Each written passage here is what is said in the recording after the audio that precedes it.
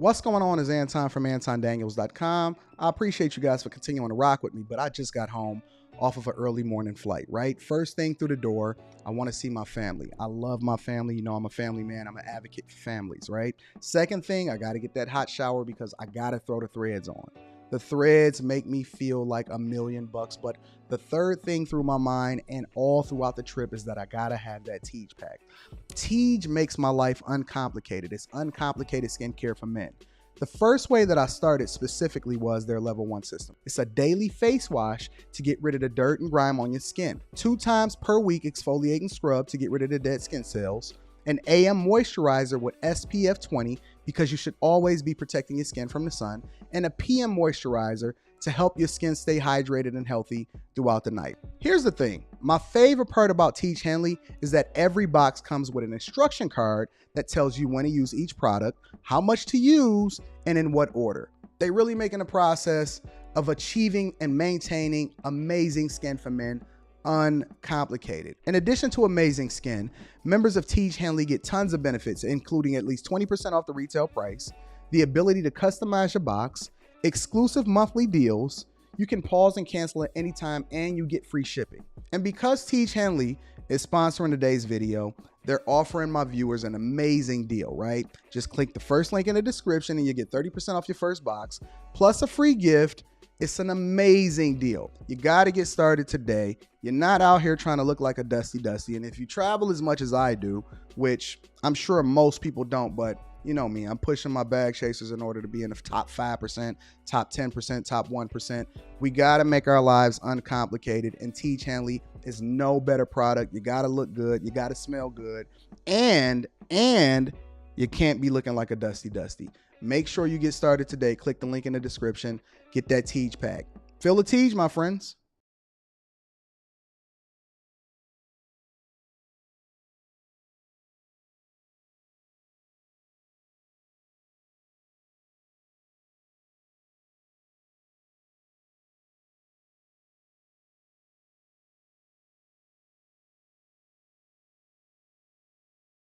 What's going on is Anton from AntonDaniels.com. I appreciate you guys for continuing to rock with me. Thank you for tuning in for another edition of the Millionaire Morning Show.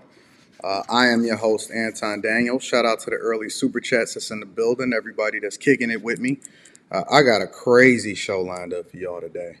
I get so much information and so much insight on a regular basis with regard to the money, with regard to back fumbling, and different things that I see on a regular basis that it's often at times very difficult to get out as much information as I want to get out to you guys. But let me go ahead and get the housekeeping out of the way before we get started. Shout out to Millennial Mark TV in the building. Says, definitely one of the hardest brothers, the hardest working brothers on YouTube. I take that. I'd rather somebody give me a compliment as it relates to how hard I work than giving me a compliment as to how talented I am. Because I don't think that I'm talented. I just think I outwork everybody. Shout out to Gone Postal 28 for the early 5 balls for the Cash App. Shout out to Mike, that dude, always holding me down. Shout out to James Sandman is in the building. And everybody that continues to rock with me. I will be in Los Angeles this evening. So I plan on catching a trip to Los Angeles. But I do have a premiere that I want you guys to check out that I shot pretty recently over the last couple of days. And it's going to be absolutely awesome. So that's going to be on the Anton Daniels channel. I did a live stream last night that went completely off the rails on the Anton Daniels channel. But a lot of you were there and you were able to witness it. So make sure y'all watch that all the way to the end because it is hilarious. And I'm going to go into that in a minute. Also, let me also give a shout out to all of the bag chasers and the Patreon members because I have an incredible video and a lot of content that's coming up for you guys. Specifically, let me share 3 things that I have coming up inside of the Patreon. That link is in the description as well as pinned to the top of the chat.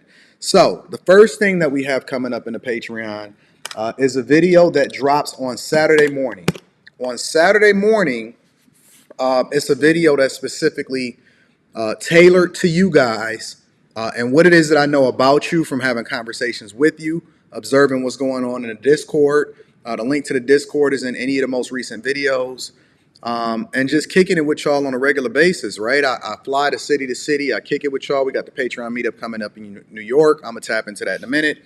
But this video that I'm dropping Saturday, and I got to shoot the rest of it today when I go to the airport, because I'm creating different scenes in order to emphasize my point, because I really want you guys to get this, is how to leverage the tools that we have today, and what tools specifically that you need in order to market your business most effectively. What's the point of having a great product? What's the point of being a brand? What's the point of creating a business if nobody knows anything about it?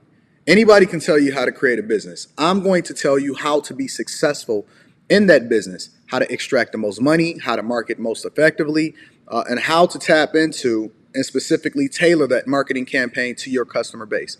So you really want to watch this. I know the last two webinars and the last few videos that I dropped inside of the Patreon, I was showing you guys receipts, and I was showing y'all my back end. I was showing y'all my deposits, breaking down exactly how it is that I extract more money than any other content creator, any other business owner.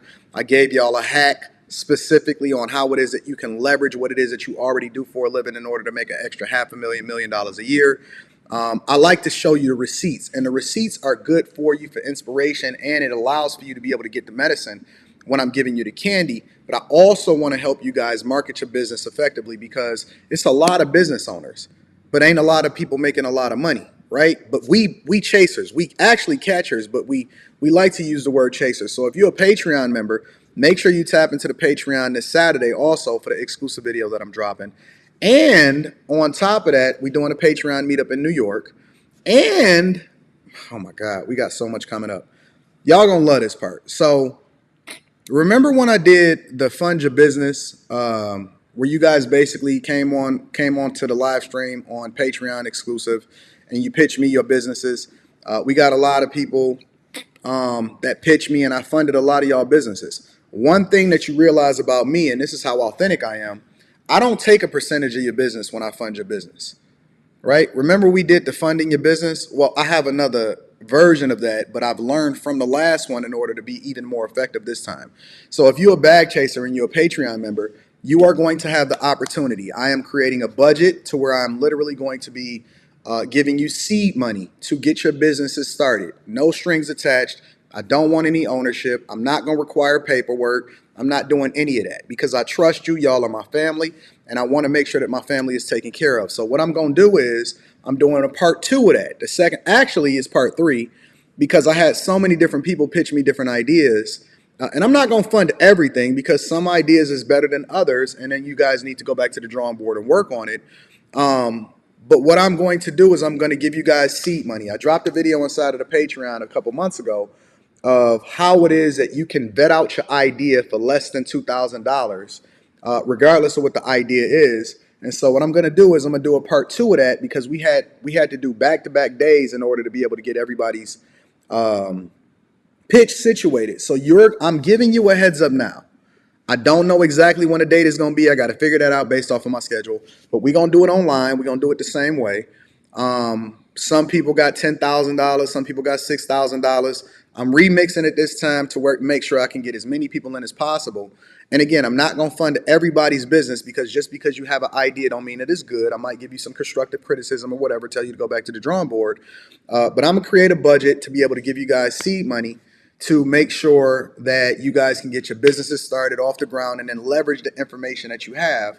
Because let's just be real. I'm going to be 100% honest with y'all. What's the point of learning all of the information? What's the point of being able to get the insight information that I give you on a regular basis, and you don't have anybody to leapfrog off of or a trampoline to be able to get your business started? Some of y'all actually have the ability to be able to just make the adjustment, pull some money as far as, changing your lifestyle, funding your business, using the information that I give you, and then being able to be successful. But others, I get it, right? Because I know my people, I know my tribe, I know my family, I know my bag chasers. And so some of y'all just need a little bit more help in order to be able to get your businesses started. So what I'm going to do as the leader of what it is that we put together, and I don't call y'all fans, y'all never will be my fans, y'all my friends, y'all my family, and family look out for each other. So what I'm going to do again is we're going to do part 2 of seeding, funding your business. You guys give me the pitch. I'm going to bring you up. We're going to mine it out. If it's a great idea, I'm going to send you the money. Again, I don't want no ownership. I don't want none of that. Everybody that's got money from me before, they will tell you, Anton, don't require nothing from you. All I want you to do is make sure that you lean into me. Make sure you're using the information that I'm giving you in order to be successful. And I'm going to give you the money, no strings attached, making sure that your businesses get funded. Because if I got it, then we all got it. I'd rather be broke than have it all by myself. And I don't want just people to be able to level up when it comes to their corporate jobs or whatever. I want you to have the ability to be able to make sure that you're not giving as much money over to the tax man. I want you to have the ability to be able to get your businesses funded and off the ground. And I want you guys to make sure that you're leveling up at the highest levels possible. We need to separate ourselves from the rest of the pack. In order to do that, we can't have no weak links. And so I have to make sure that even my babies, even the people that are just getting into the Patreon, even the new bag chasers. Some of y'all is legends. Some of y'all is helping other people. If y'all are part of the Discord, you know certain people that you can tap into that's literally making over $1 million a year as a result of the mentorship and the things that we do inside of the Patreon. Some of y'all have gotten government contracts of working with other people and networking.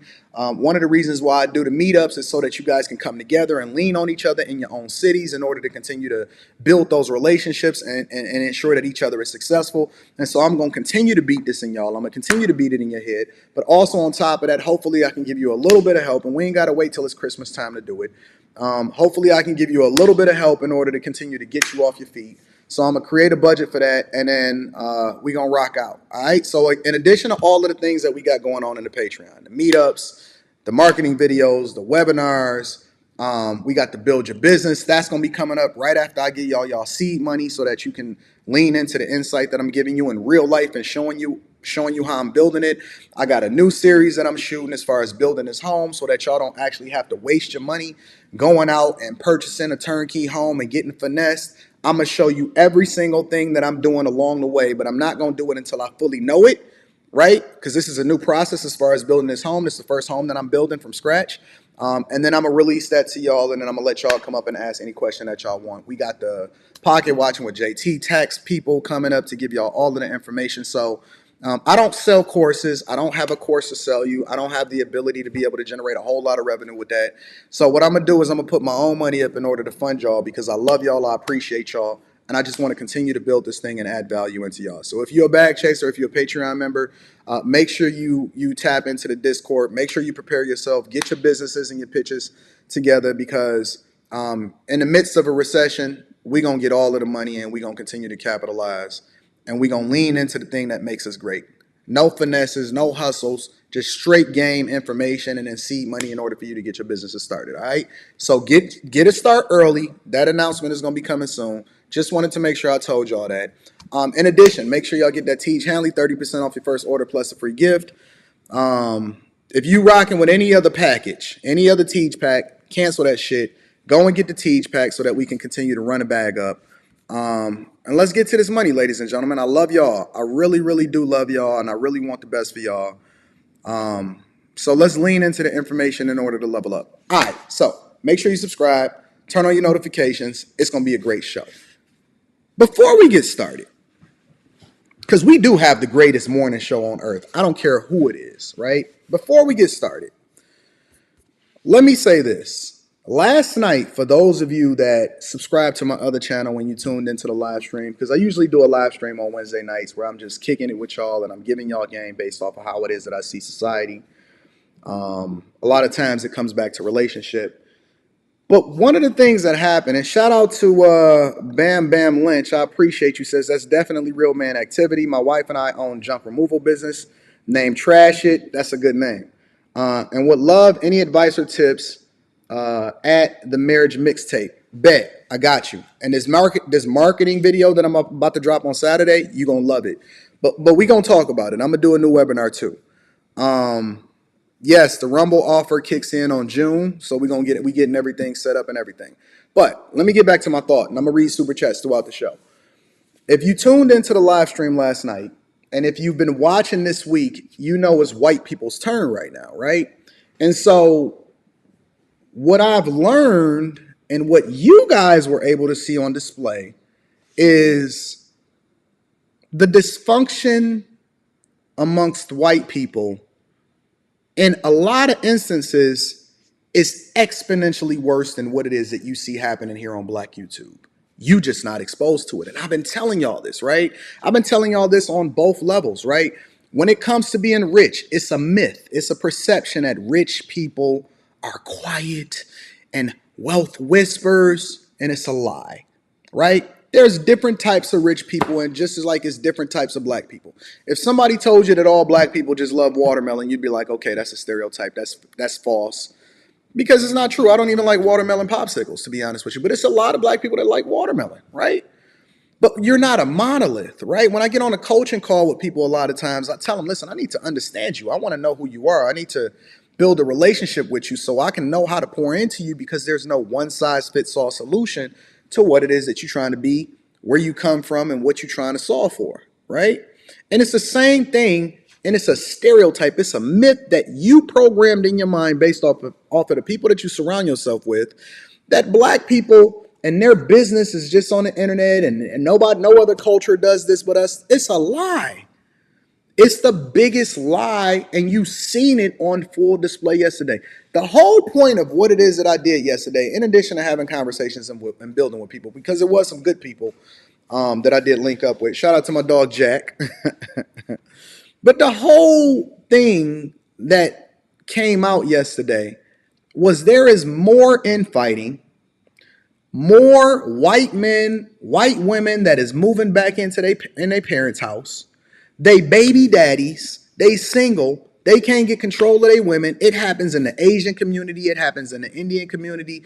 It's just that you're not privy and you don't truly get to see where the dysfunction lives, because your algorithm is pushing to you the thing that you're most interested in. And it's the same thing with crime, right?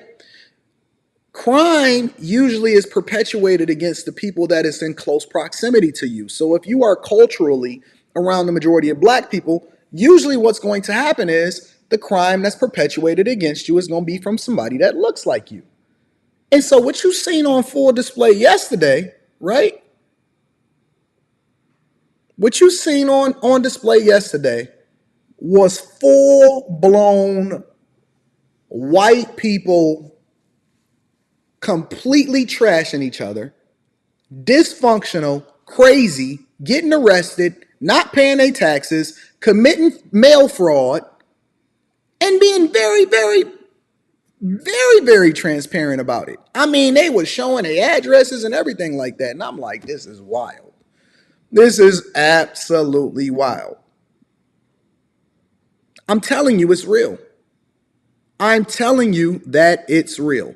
It could not be any more on display. If you did not watch that live stream yesterday, make sure you watch it, because I truly want you to understand what it is that you're dealing with here. You guys are not behind the 8 ball. You not. You are not. You are not truly discriminated against. Listen, no white person has any more power over you than the person that you lay next to every day. No white person has any more power over you than the person that you lay next to every day. They getting arrested, they going to jail, right? It's just that you lean into this victim mentality in order to justify your actions, when in reality, you being here, right now in 2023, there has never been a better time for you to exist in society. There has never been a better time for you to exist in society as far as to leverage the information that you have, use the resources that's available to you, and also align with a group of people that's going in the direction that you're going, and then get out of the oppression and victim Olympics. Nobody cares about your problems. And more importantly, the reason that they don't care is because their life is fucked up too. Them people is a whole fool. Whole fucked up. Smoking Reggie in the car. Police was probably tailing them behind them. IRS probably really pulled up in the chat like, let me see who these incels are. Why you think they so mad? Why you think they so adamant about storming the Capitol building and taking a dump on the desk of the legislative branches? They not scared of black people. They scared of other white people. White people ain't scared of black people. They scared of other white people. When I drive through some of these trailer parks, I'm locking my doors just as fast as if I was locking my doors driving by the south side of Chicago. When you look at what's going on Kensington Ave, the meth epidemic, fentanyl, That is overwhelmingly affecting every single community.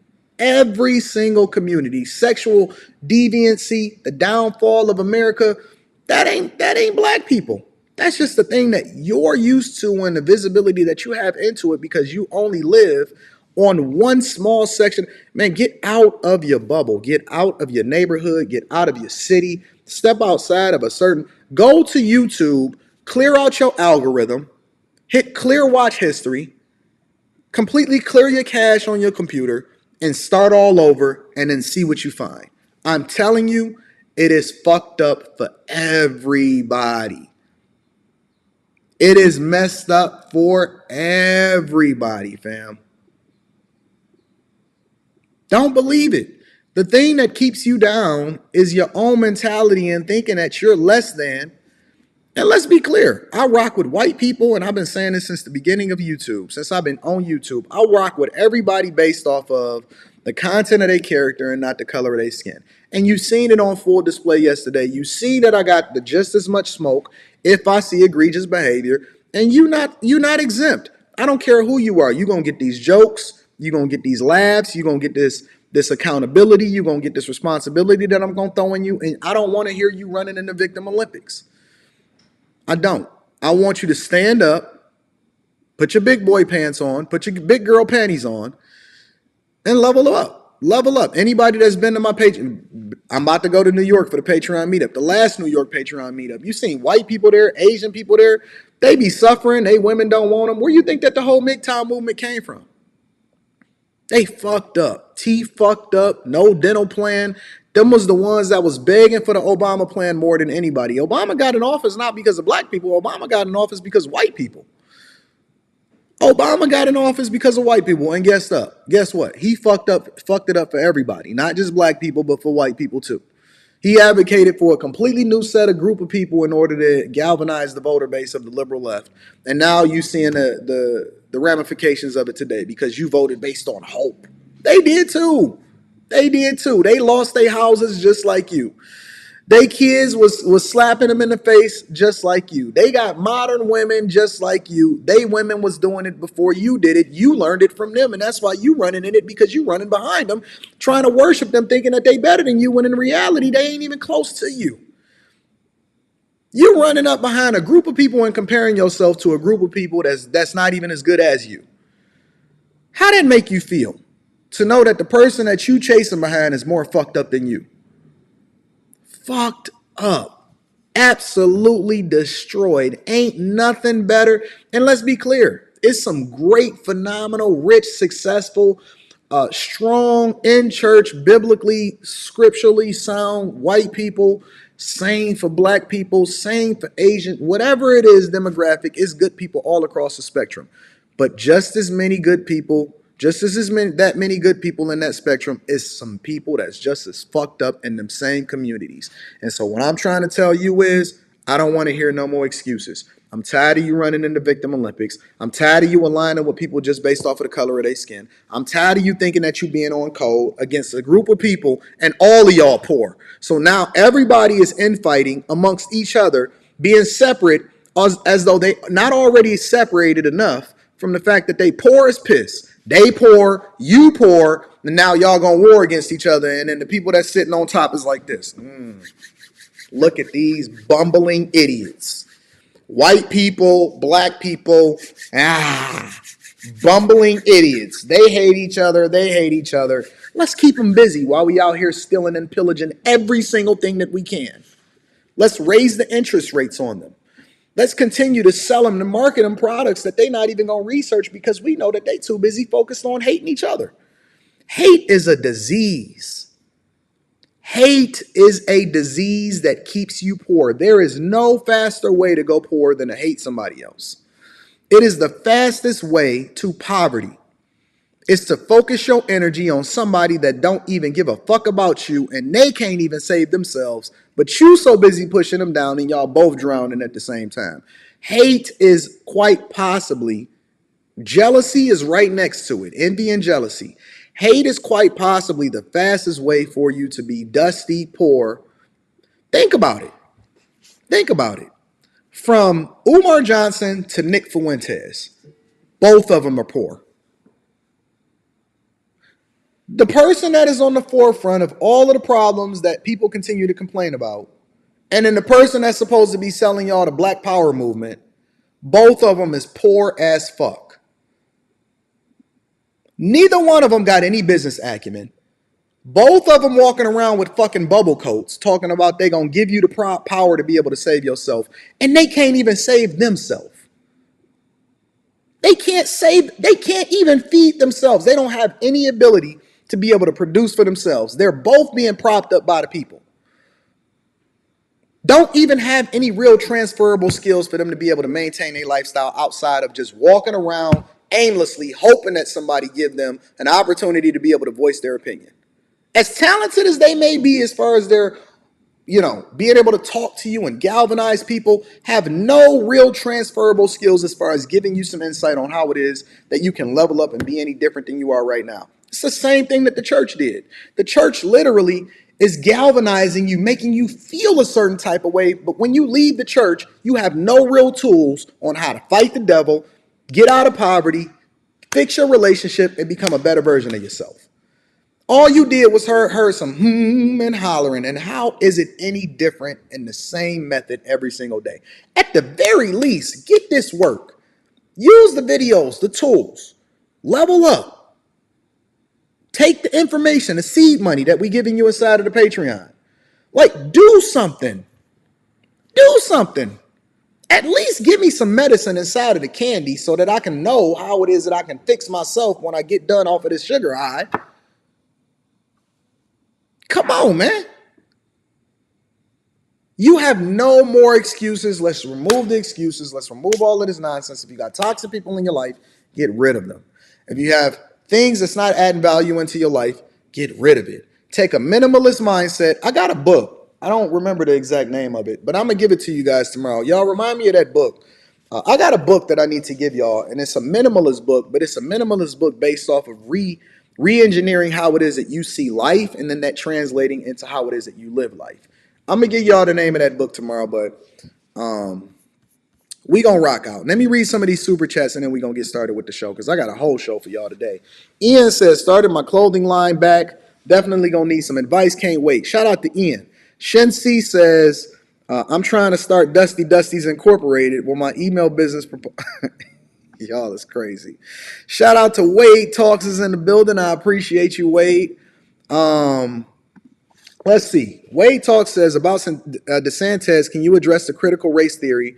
And is it true he wants to wipe out Black history, or am I hearing misinformation? You're hearing misinformation. Trust me, it would be the biggest thing, and every social circle and every liberal would want to jump on that train and that bandwagon in order to get their views up if that was absolutely true. You're hearing misinformation. Cliff Williams says, last night we was in a parlor eating white cake. Jay Tay says, Anton, your conversation yesterday with the young man was really dope. I understand why you walked away from panels, but this is what I miss, especially when you get into your Bible bag. You the GOAT, bro. Thank you. I appreciate you, my friend. Thank you for holding me down, too. Spacer says, someone in that group regularly used the N-word. Yep, but I ain't going to get into that. Nice for everything. Holding me down with the super sticker. Thank you for the 4-ball and the super sticker, and everybody that continue to rock with me. Are y'all ready to get started with the show? All right.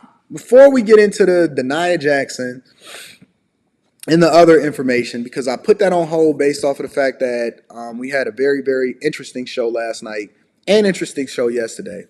I want to get into something else first. All right.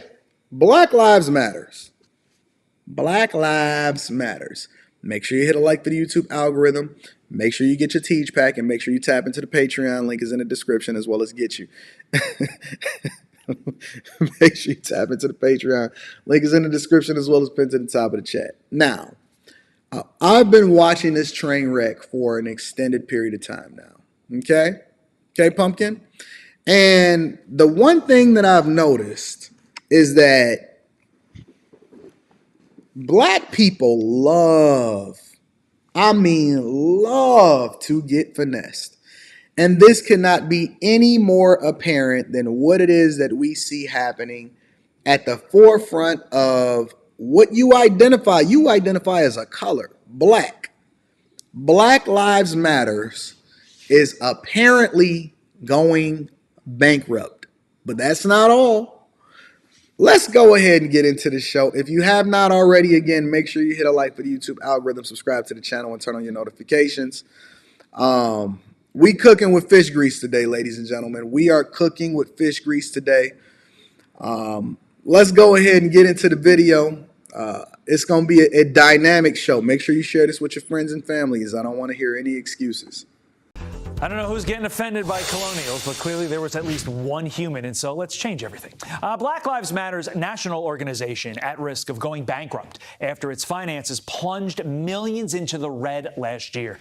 Columnist and author Adam Coleman joins me now. Adam, great to have you here on set. Before we break down the numbers here, check this out. Look at it. Look at this really quickly. Look at the bottom headline. Let me show that to you.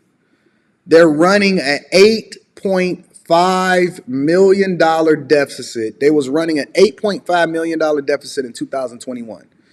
Now remember, 2020, 2021 was the year where they made like $90 million in donations from you and all of these woke corporations.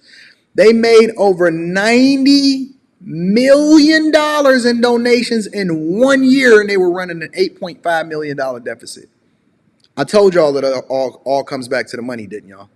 Columnist and author Adam Coleman joins me now. Adam, great to have you here on set. Before we break down the numbers, just how shady are the finances of BLM?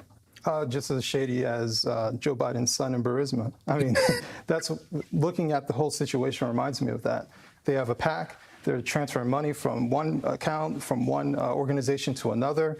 Basically, it looks like they're funneling money to either their family members to possibly get it themselves, but the entire situation looks incredibly shady. And you have broken down the numbers to the penny. We're going to do a little bit more broad strokes here, but let's take a look. Total revenue, basically $8.5 million. Total expenses, $17 million.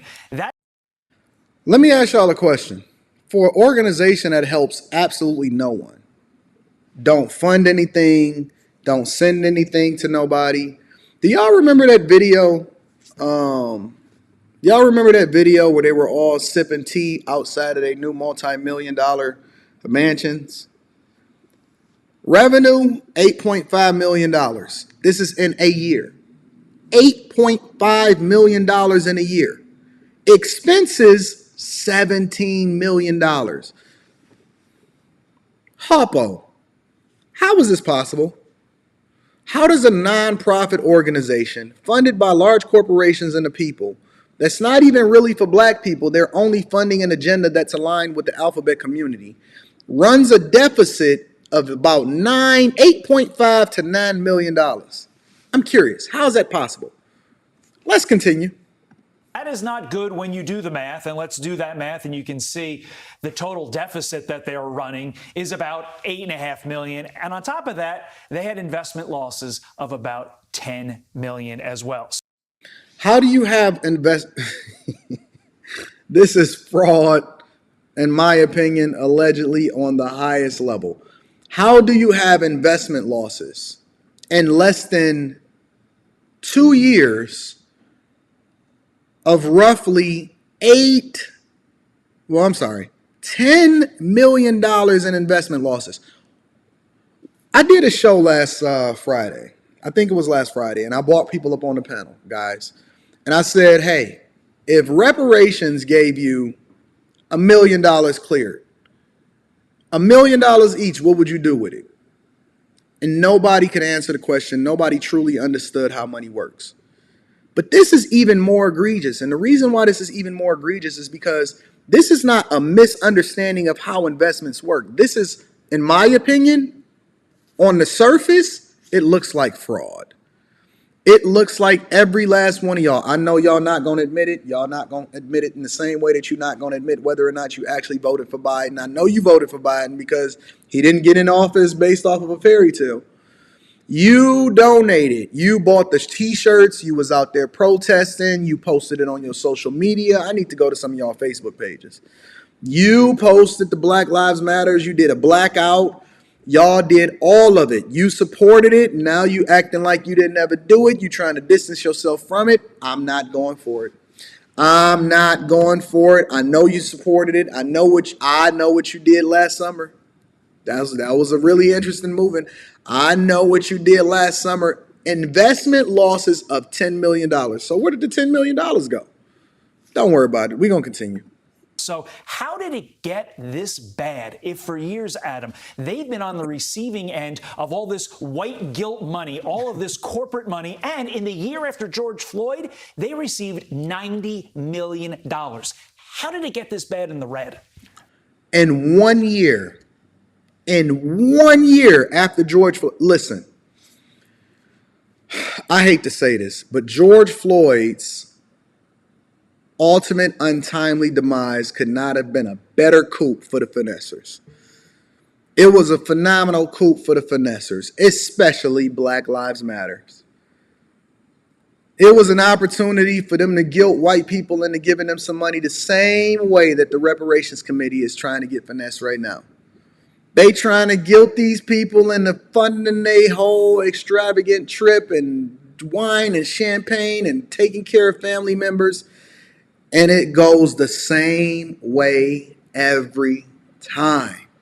Every single time. $90 million in 1 year? Let's hear this good black man break this down. Just like any other organization where it gets this bad, they never had a plan. I think truly Black Lives Matter had no concept of having this much influx of money coming into them. If you look at their previous tax year before 2020, they had $0. So they went from 0 to 90 million. And for most people, if you win the lottery, a lot of people don't know how to handle that. So just using the best case scenario that they're not trying to be sleazy, but that they just completely mismanage it. So where's all of the blackity blacks at? I don't see Umar Johnson nowhere. I don't see Roland Martin holding these people accountable.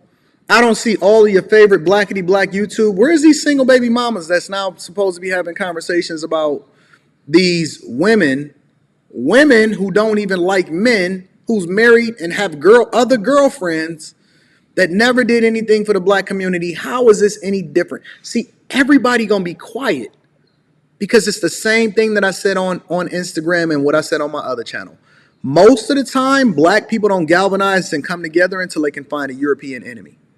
The only reason that they got $90 million in the first place is because they looked at the man that was stepping on George Floyd's neck, and he just so happened to be a pale skin. That's how they got their come up. The only way that they got this money is they was able to use the fact that everybody was home, not giving a fuck, not doing nothing, playing video games and listening to Timbaland and Swiss Beats go back and forth on the verses. And then they came up. It was a come up. Oh my God, it could not have been a bigger come up from a Marxist organization than ever before. But let's continue. None of this surprises me. I mean, just put the investment money in an index fund. You're not going to lose $10 million. I mean, you may not have crushed it like you're going into a VC or private equity, but you're not going to lose $10 million. To your point, though, are they giving this money to family members to sort of funnel it to them and sort of be like, hey, we're hiring them as employees? One example, apparently, of that is Patrisse Culler's brother. And let's pop that up on the screen. Paul Culler's financial records.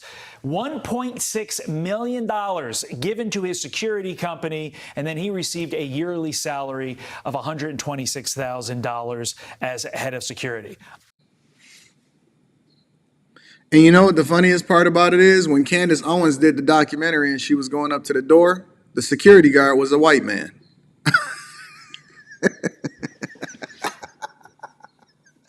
The guard dog was a white dog. The guard man was a white man. The guard dog was a white dog and the guard man was a white man. After they gave their brother $1.6 million for his security company, and then $126,000 as a yearly salary.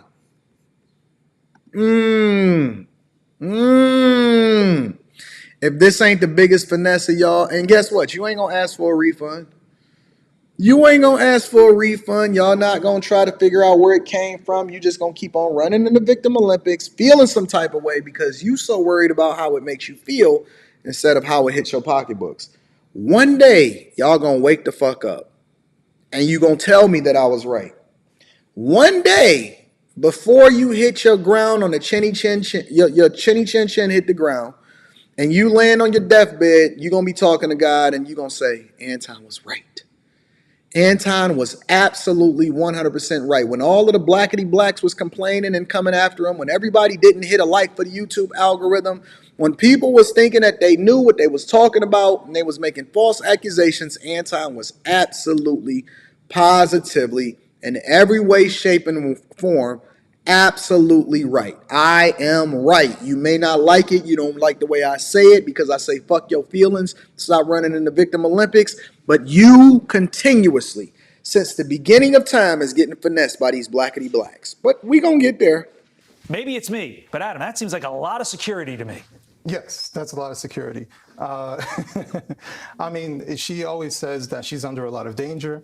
And, I guess security to her is extremely valuable to pay this much money.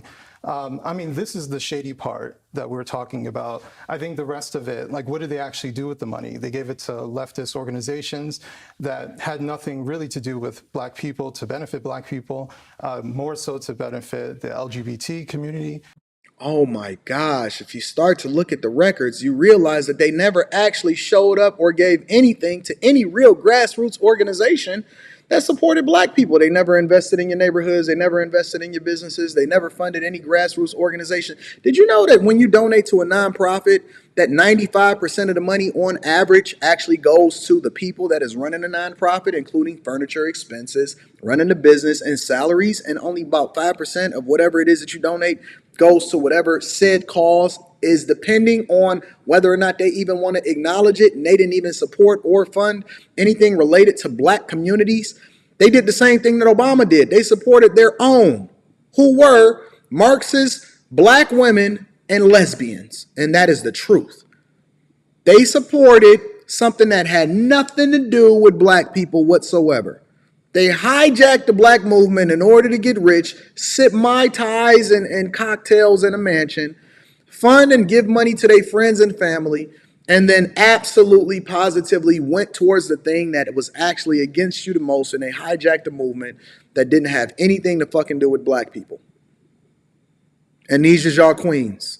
These is y'all queens, right? Okay, let's talk about it. Which maybe there's a small sliver of black people who are affected by it, but there's no checks and balances to it. It just seemed haphazard. They have really no idea what they're doing, and it shows.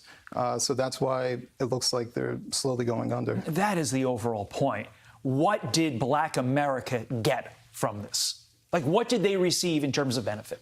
Even their smaller organizations receive nothing from it. Their local Black Lives Matter chapters, right, they always complain about where are the resources, how do we manage. So even the local chapters, even the minions didn't receive anything. Have y'all, listen. Have y'all ever seen the local chapters of Black Lives Matters, the satellite people and offices? Listen, if you want to see poverty, if you want to see poor people with dreads and Timberland boots and people that's sitting there holding you accountable and as poor as piss and going back to live in their mama's basement, all you got to do is go and talk to the satellite offices of Black Lives Matters. If you want to see a bunch of poor people believing in something, not even understanding that they're getting finessed, all you got to do is go to the satellite offices of Black Lives Matters. And they're going to tell you everything that you need to know and show you everything that you need to see in order to truly understand where your resources and your dollars is going. They worse than the federal government. They mismanage funds and money more than the federal government. How do you finesse $90 million and nobody actually double checks to see where the money is going? I'm gonna have to get my guy Pocket Watching with JT on this. Whew. Shout out to y'all for holding them down. Let me read a couple super chats before we continue. Aaron says Biden campaign got all of that money. No, he didn't. Biden was getting all of his own bags. Biden ain't have time for that. Marcus X says, currently building an app for music producers and beat makers, working with the team in India. Would like to schedule a call, turning 35 on Saturday. Happy birthday. Happy early birthday. Let's get it. Send me an email, Anton Daniels, 413@gmail.com. Let's have a conversation. Right now, I got to finish holding these finessers accountable. Now, before we get to Derrick Jaxn, because I want to dedicate a whole segment in the afternoon to that, because I wasn't able to get to her yesterday. I want to go over one more thing. I told you. I warned you. I told you. And I emphasized it to y'all. Make sure you hit a like for the YouTube algorithm, subscribe to the channel, turn on your notifications. Make sure that you tap into the Patreon.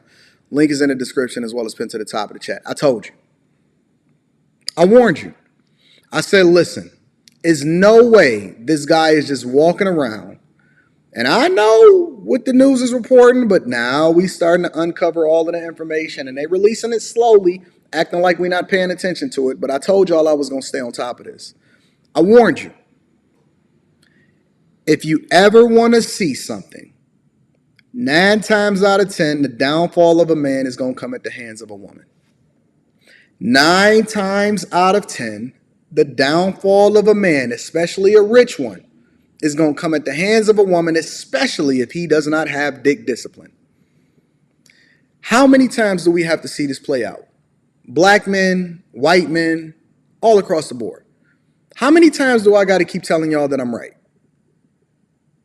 How many times? I'm curious. What more do you want from me? When you going to join the Patreon, link is in the description as well as pinned to the top of the chat. Okay. All right. You want to sit there and run in the Victim Olympics? Okay, well, then let's talk about it. I'm curious. Well, Bob Lee, an ultimately white name. Let's find out exactly more about what happened to Bob Lee before we get into Derrick Jaxn. And why was Bob Lee ultimately offed? Why was Bob Lee? I'm going to read Super Chat shortly. Shout out to Brock. Why was Bob Lee offed? Let's play it out. Was a romantic affair behind the stabbing death earlier this spring of the founder of Cash App. Tech entrepreneur Bob Lee was stabbed late at night in San Francisco and later died of his injuries. And according to a bombshell report, the suspect's sister and the victim were an item on an underground party scene. Let's stop there. Stop there. I've been telling y'all this for a long time, and I'm going to emphasize it to you again. And this is why when y'all get coaching calls with me, it can't just be about the money. It can't just be about how can I get to the bag. I need to know who you are, and I need to know what it is that I'm enabling you to do. Because I don't want to be responsible for you going out here making a bunch of money and then you becoming a worse version of yourself, because we know that money doesn't make you a better person. It makes you more of what you already are. Character is the thing that will keep you when your success is taking you somewhere that you can't really handle. Success is going to take you somewhere because you may be talented, you may be great, you may have the work ethic, but the character is the thing that's going to keep you. He married, fucking on a whole bunch of different chicks. He's a ho-ho. The name of this show, actually, I'm going to be honest with you. I wanted to name this show Ho Ho Ho, but instead, I reduced it down to 2 words, Super Ho.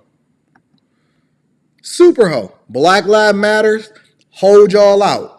Finessed y'all, took y'all money, and then got the fuck up out of there. Bob Lee, he was a ho-ho, not a half a ho. He a ho-ho. And he was out here fucking on somebody else's wife. I warned you. Not just fucking on somebody else's wife, fucking on a bunch of chicks' wives. Or fucking up a bunch of dudes' wives, and allegedly in this whole underground deviant scene. When you start getting exposed to some of this stuff that be going on the low and behind the scenes, man, I'm trying to tell y'all that it is crazy. It is absolutely insane. It's a demon that's running rampant in most of these circles where a lot of these rich people are. Some of the things that you get offered and opportunities and the people that you meet, you can feel it on them. If you a spiritual type of person, and you start to really become one with God, and you start to really lean into your insight and information and your God-given ability to be able to see through people, sometimes you can see that deviancy. Y'all keep thinking that it's money that make people great. It's not the money. It's not the money. These people are fucked up when they get the money, and they never actually fix themselves, and now the money just unleash these demons all over them. Sometimes the money can be a curse for you. It'll be the very thing that gets you off. But let's continue. There are shocking new allegations about tech tycoon Bob Lee's murder. The Wall Street Journal says Lee was an active participant in an underground sex and drug circle known as The Lifestyle. And let me rewind that part just really quickly before we go over to the next part. in an underground sex and drug Bob Lee's murder. The Wall Street Journal says Lee was an active participant in an underground sex and drug circle known as The Lifestyle, and he was allegedly joined by this woman, Kazar Momeni, the sister of the man accused of stabbing him to death.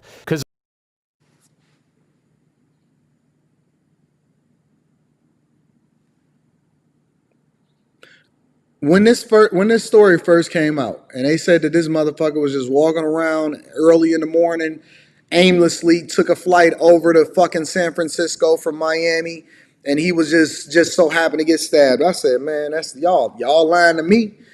And ain't no way in the world you gonna sit there and tell me that this multi-millionaire part Cash App fund founder, super genius information technology coder guy is out here just stumbling around, just aimlessly walking past the bridge in San Francisco at night, getting stabbed to fucking death. You're not gonna sit here and finesse me. I ain't dumb. I'm a C student. I may learn slow, but I catch on. I know when I'm getting finessed. Ain't no way. I said it in the very beginning when we first started talking about this. I said that this dude, this is not what it is that y'all presenting it to be, and y'all need to open y'all eyes. But okay. So let me play it one more time for the people in the back. Active participant in an underground sex and drug circle known as The Lifestyle, and he was allegedly joined by this woman, Kazar Momeni, the sister of the man accused of stabbing him to death. Kazar's steely beauty struck observers at her brother's court appearance. Her husband is a prominent San Francisco plastic surgeon. Her brother... Back up for a minute. Look at her husband. They all in this sex cult, lifestyle, drug abuse, underground demonic scene. Her husband is a fucking plastic surgeon, standing by her side while she's at the trial of her brother that allegedly stabbed the Cash App founder to death, that the Cash App founder, man, was also fucking on. Do I need to break that down for you one more time just so you can understand what the fuck is going on? White woman married to plastic surgeon, brother stabs Cash App founder. She's allegedly also fucking on the Cash App founder, who's fucking on everybody else, and they all partying and doing drugs with each other. Is that good enough for you? Okay, let's continue. Because I guarantee you is more to it than this. I guarantee you, listen, it is way more to the story, and we are going to start to mine out and uncover this because I got my eye on these motherfuckers, and they not going to just get away with it. Brother allegedly killed Lee after an argument over whether his sister and Lee were doing anything inappropriate. Lee is the founder of Cash App, the popular cell phone payment app. According to the Wall Street Journal, Kazar and Lee were both involved with the secretive group, The Lifestyle.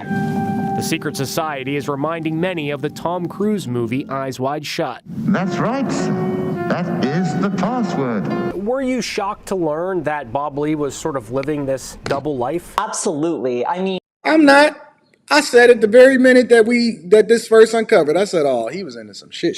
Shout out to Brandon Williams for the fireball holding me down on Cash App. I appreciate you.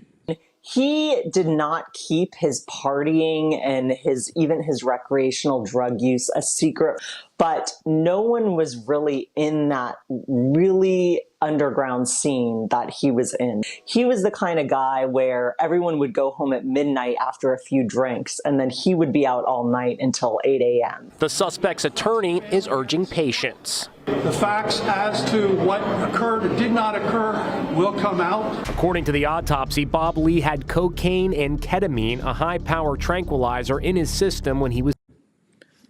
In his system, he had ketamine and cocaine when they found him.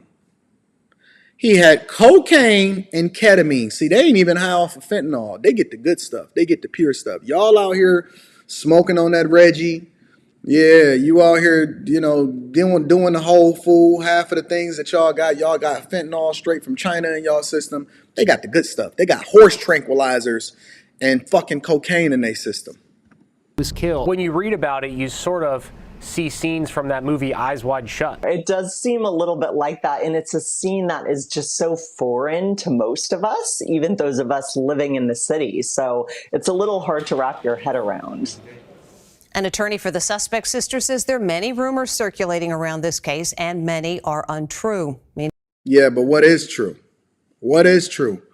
Don't worry, guys.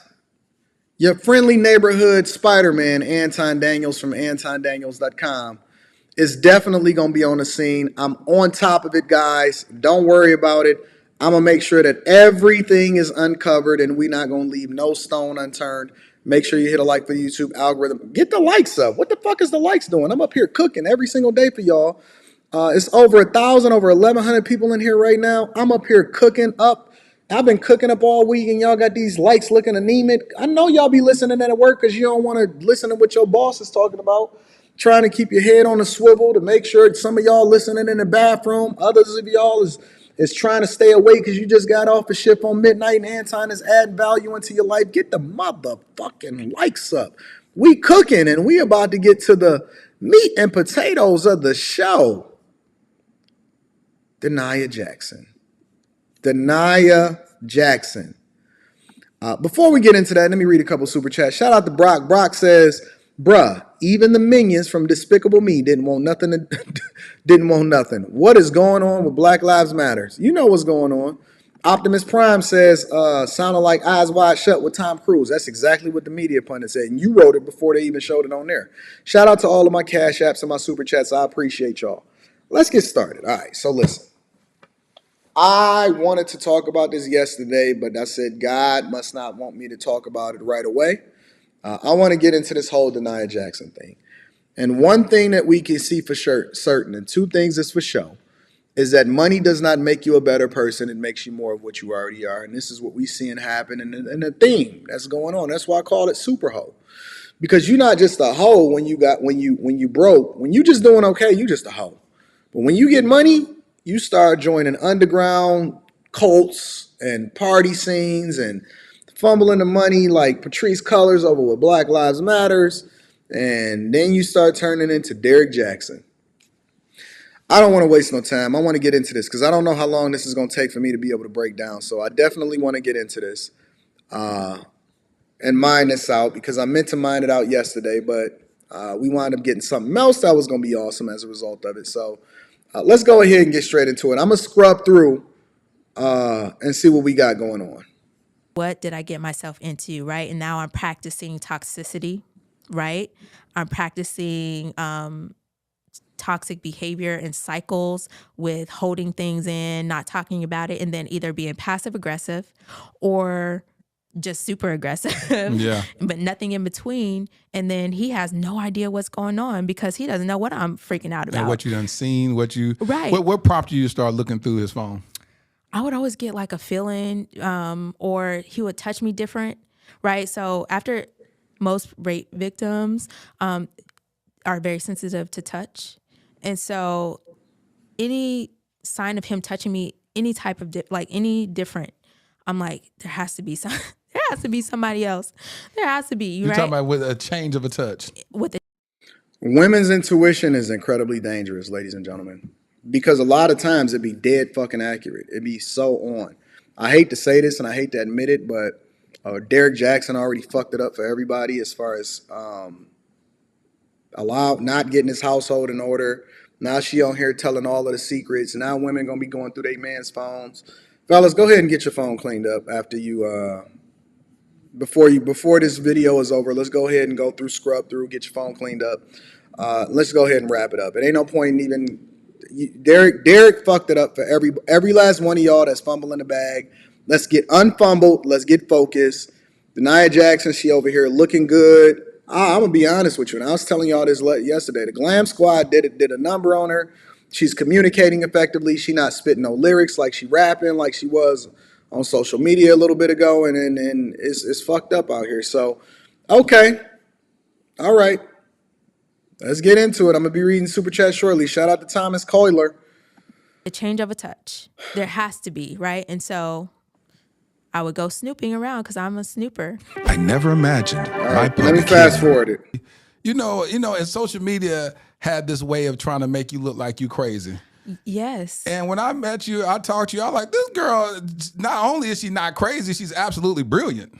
So wow. Okay, the simping is getting on a whole nother level. It's one thing to say, okay, she's not crazy because I had a conversation with her. But boy, the buttering up, I get it. He got to get the good information in order to be able to butter up, and so he gonna do simp times 1,000. Let's cut it out though, fam. wow, what was that? What was that about? Well, I think the world did not see me for so many years, so they have nothing to go off of. Facts. And so they're seeing me for the first time when all of this crazy stuff is going on, and then I'm sitting up here talking about. She actually looks really good. I'm gonna be real. Like, she really looks good right here. I don't know if it's the makeup. I don't know what it is, but how she was looking before when she had that helmet of righteousness on versus what it is she got going on right now is different. Maybe she got a new man. I don't know. Jesus. Talking about a helmet of salvation. So it's like, oh, she has lost her mind. She is Cuckoo for Cocoa Puffs. Right. And I'm like, I'm saying I have a sound mind, and I know what's going on right now because I've been delving into the word. I'm discerning the time that I'm in from a spiritual state, and now I'm trying to protect what sanity I do have with the word of God. So I think that's kind of what fueled all of that. They're trying to get a feel for who I am. But you haven't always been a Christian. No. No. I want to take an opportunity to get to know you before we talk about what everybody wants to know, because like I said, I want to provide this opportunity for us to get to know you. I'm not really want to get to know you. I want to get through this. Let me scrub through and see if we can get through this. Shout out to Virgo Life. Let me scrub through this. You, Danae. Sometimes clearly to my own detriment. Just the relationship that I had with my father. So she was practicing and I was eating. I still kind of include that in childhood trauma, in the basement screaming with over the music and all of that. So how'd you process that? Did you tell anybody? I did not process it without even acknowledging, dealing with the rape. I pretended like it never even happened. I got my black stripe going to Tuskegee and being in this relationship. So, and so how did it transition from you being his tutor to him tutoring you in some things? That is good. That's good. I did I got schooled, okay, for years. So wait a minute. She was his tutor? Let me back up a little bit. Stripe. Going to. You said, where all this swag coming from? Right. These guys. I had a high school boyfriend. Yeah. And but it was I went to an all-white high school. Okay. So, let's put this in some context. I went to all-white high school pretty much. There were some black people there, of course, but it was different than going to all-black college. So oh yeah, the culture shock. Culture shock, right? And so you said, where all this swag coming from? Right. These guys. I could tell that she went to an all-white high school. I can tell. I don't even know what this means. Like, I don't know what that is. It's different in a more diverse or lack of diverse school. And so it was an adjustment all around.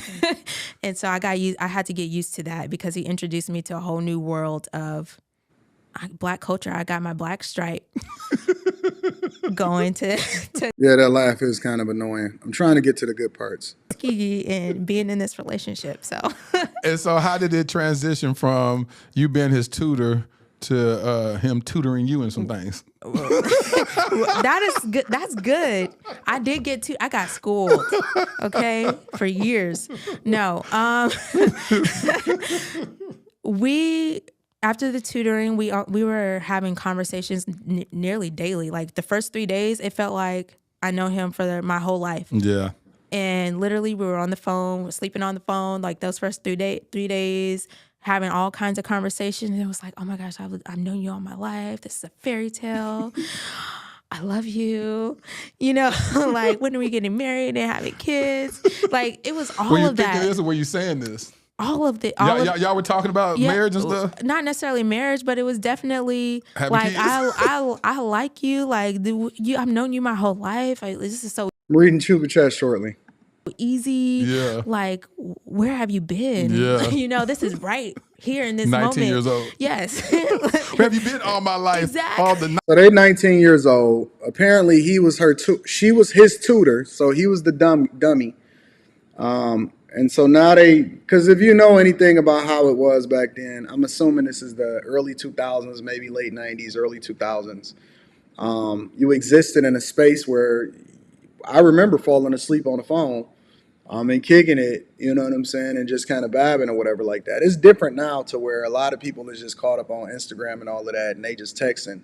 The majority of their conversations are texting, but you had to talk to somebody. And so I can understand what it is that she's communicating right now. 19 years of my existence. Exactly. All 19 years of my life. I miss you. I loved you. This is what, you know, and so it was great. It's pure ecstasy. And so from there, we spent pretty much every day together. And about 1 month after just meeting, he asked me to be his girlfriend on Valentine's Day. So that was like our unofficial anniversary for years. He had this big old heart, and he had his shirt off, and he was like, "Oh, can you be my girl?" He had his shirt. Oh, Jesus Christ!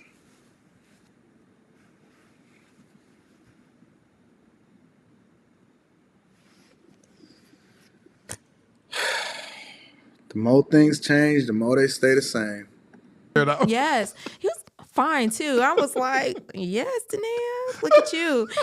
Everybody thought you were a nerd, but here you go. That's what I'm about to say. What were people thinking? Here you were, this quiet little nerdy girl that you said that had pimples all over your face, but then you get the doesn't match. You get the sexy. What did he play football? He or did anything? play football. So you got the sexy jock. What was that about? Fire. Like, for me, that's what I was thinking. Like, listen, Danae, you have upgraded. You are coming into it, right? And so, I think there was a lot of hatred overall. Yeah. You know, most people didn't say a whole lot, but I think there's a lot of hatred about it. And then it's like, it doesn't match because he is more outgoing and personable. And I'm just like, you know, Let me see if I can fast forward. Literally awkward. You know, we were in love after 3 days. So seriously. And So you weren't chubby no more in college, huh? I still had a little bit of chub. I was in the marching band for a little bit, so I was I had slimmed down a little bit there, but I still had a little bit of weight on me, but it was proportion. 9 years. Yes, we got married 9 years later. 9 years later. So it's a long time. That's a long time, but it makes sense when you start off at 19. Yes. You know, so you got married around 28. Yes. About 28. Yep, that's how old I was when I got married. So you're 28 years old, and y'all were in a committed relationship. Were there any infidelity or cheating during that 9 years? Oh, man. Here we go. Everything is going off the rails now. Everything is going off the rails now. It's about to go... It's about to go left right now, ladies and gentlemen. Can't really say commitment is a big word, so let's tone that down a little bit. Commitment is a big word. We got to tone the word commitment down. We do. Y'all's in a relationship. We got to tone it all the way down. Okay, we're gonna tone it down to Danae. What we're gonna call it? So we're gonna call it a situationship. Y'all was in a situation. We was in a situationship for a long time. So y'all never. So when y'all after 3 days in love, y'all didn't say let's make. He got to let her talk. Just let her get her thoughts off for 1 second. Official. We were technically official, but there was a lot of on and offs agains, right? In that, so that's why I say when we talk about commitment, we got to tone it all the way down. We got to go back to the elementary. This giggling is killing me, man. Level the word and start at the beginning. Yeah, start at the beginning. And, Okay. And yes, there was commitment at times. At times, but there was a lot of on and off again. Okay, and through college, and even there were people involved, and there had already been other people involved, even in college, right? And so be specific. Other people, what you mean? Other women. There was. Did you ever have other guys that you were dating? In college there was a guy, Fabian, who I was talking. Not Fabian. Oh shit! Now we about to be finding Fabian. You can't be, I don't know if she's social media trained or not, but you can't be sitting here saying people's real names. Not after everything that didn't happen and how it's playing out. She said it was a guy named Fabian. I mean, she was still thinking about him. Name, you done said the man's name. Fabian, mind his own business. Listen, watching the Dear Future White podcast. He's not. He is no longer with us, unfortunately. Okay. God rest his soul. Yes, and so in college there was that, but it wasn't necessarily a boyfriend-girlfriend relationship. I actually had used him to I used him to set Derrick up because I was tired of him being with all these girls and catching him and going through his phone and watching him do all of his stuff with these girls. And I was like, and I was working with this guy, and I was like, listen, I need you to help me to get him. Dog. So I'm kind of like on the fence here. Because on one hand, she was green, right? She came from a space where she had never even been privileged enough to be with a certain type of dude. But then on the other hand, I gotta applaud her for her honesty. And then at the same time, you gotta hold her accountable. Because if he was out here fucking around the whole time since day one, the only thing that's different is the fact that he's being outed publicly. So, all right. So let's bring it in for a second, right? Basically, what she's saying is that Derrick Jaxn has been a fraud since day one. She holding him accountable and throwing him under the bus without even trying, right? And I don't know if this is intentional or what, but she's basically saying, listen. From day one, when Derrick Jaxn started getting on here talking about fuck boys and throwing black men under the bus and all of this other type of stuff, Derrick Jaxn been a fuck boy. He been the very thing that he been describing the entire time. Derrick Jaxn, one of his favorite words is, and when a man is a narcissist, he don't necessarily care for you, right? And so she basically says, listen, the guy that y'all got from the very, very basic, the one that finessed these women, listen. As smart as y'all are some of the dumbest motherfuckers on the face of the earth. And I don't care about your feelings. You know I'm an equal accountability partner. So I just got to say it from the beginning. Y'all are some of the smartest, dumbest motherfuckers that I've ever heard in my entire life. Y'all can't be this dumb. Women's intuition works for everything except for the dude that's finessing y'all and getting y'all to buy their fucking books. Steve Harvey, Derrick Jaxn, who else? Milli Vanilli, I don't know. I just can't believe that y'all this incompetent. You can't be this dumb to where you can't see clearly that this nigga was finessing y'all. Every black man on the face of the earth was like, man, I can't believe y'all rocking with this simp. This nigga is finessing y'all since day one. She's confirming it. She even rolled with it and allowed herself to continue to get finessed even while she's still married this dude. Okay, let's continue. And back, and I want to set this up. And we're going to make it look like we're, this great couple, like I'm cheating over here and all this. So he helped me. He was, he did. And so what you do? So how'd y'all set it up? So what y'all we had do? the same car. We had the same type of car, which was a Subaru, one of those like Fast and the Furious type of cars. How you get one of those? You had some little money growing up. Listen, my uncle is a car guy. Okay. And so he gave me a car because I was a straight A student, clearly. Look at my pimples and my straight A's, right? And so he gave me a car. Subaru. She was fly on campus. I had a 2000 Subaru Impreza, and I don't care about that. It was blue. It, and I wanted him to because I wanted him to pay. You wanted him to be jealous? I wanted him to. Like, I've sat there and watched, literally looked through his phone and watched him have sex with other girls. On the phone? On the phone. Like, I literally watched it. And so that was soul crushing, at that time. This is well before we're married, but I've seen it multiple times, multiple girls, several. This is just in college. We're not talking even about marriage. After that, we're going to get there in a little bit. We're going to talk about straight college. How did we get here? So there was a lot of anger and bitterness, and I never once really confronted him about it. I always kind of like sat on it and. Okay, so how am I supposed?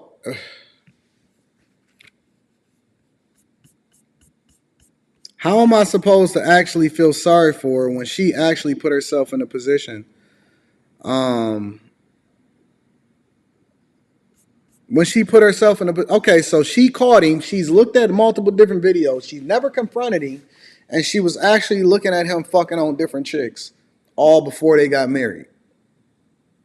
So the nigga wasn't smooth. He wasn't quick with it. He never had to hide nothing. He been doing what he been doing the whole time.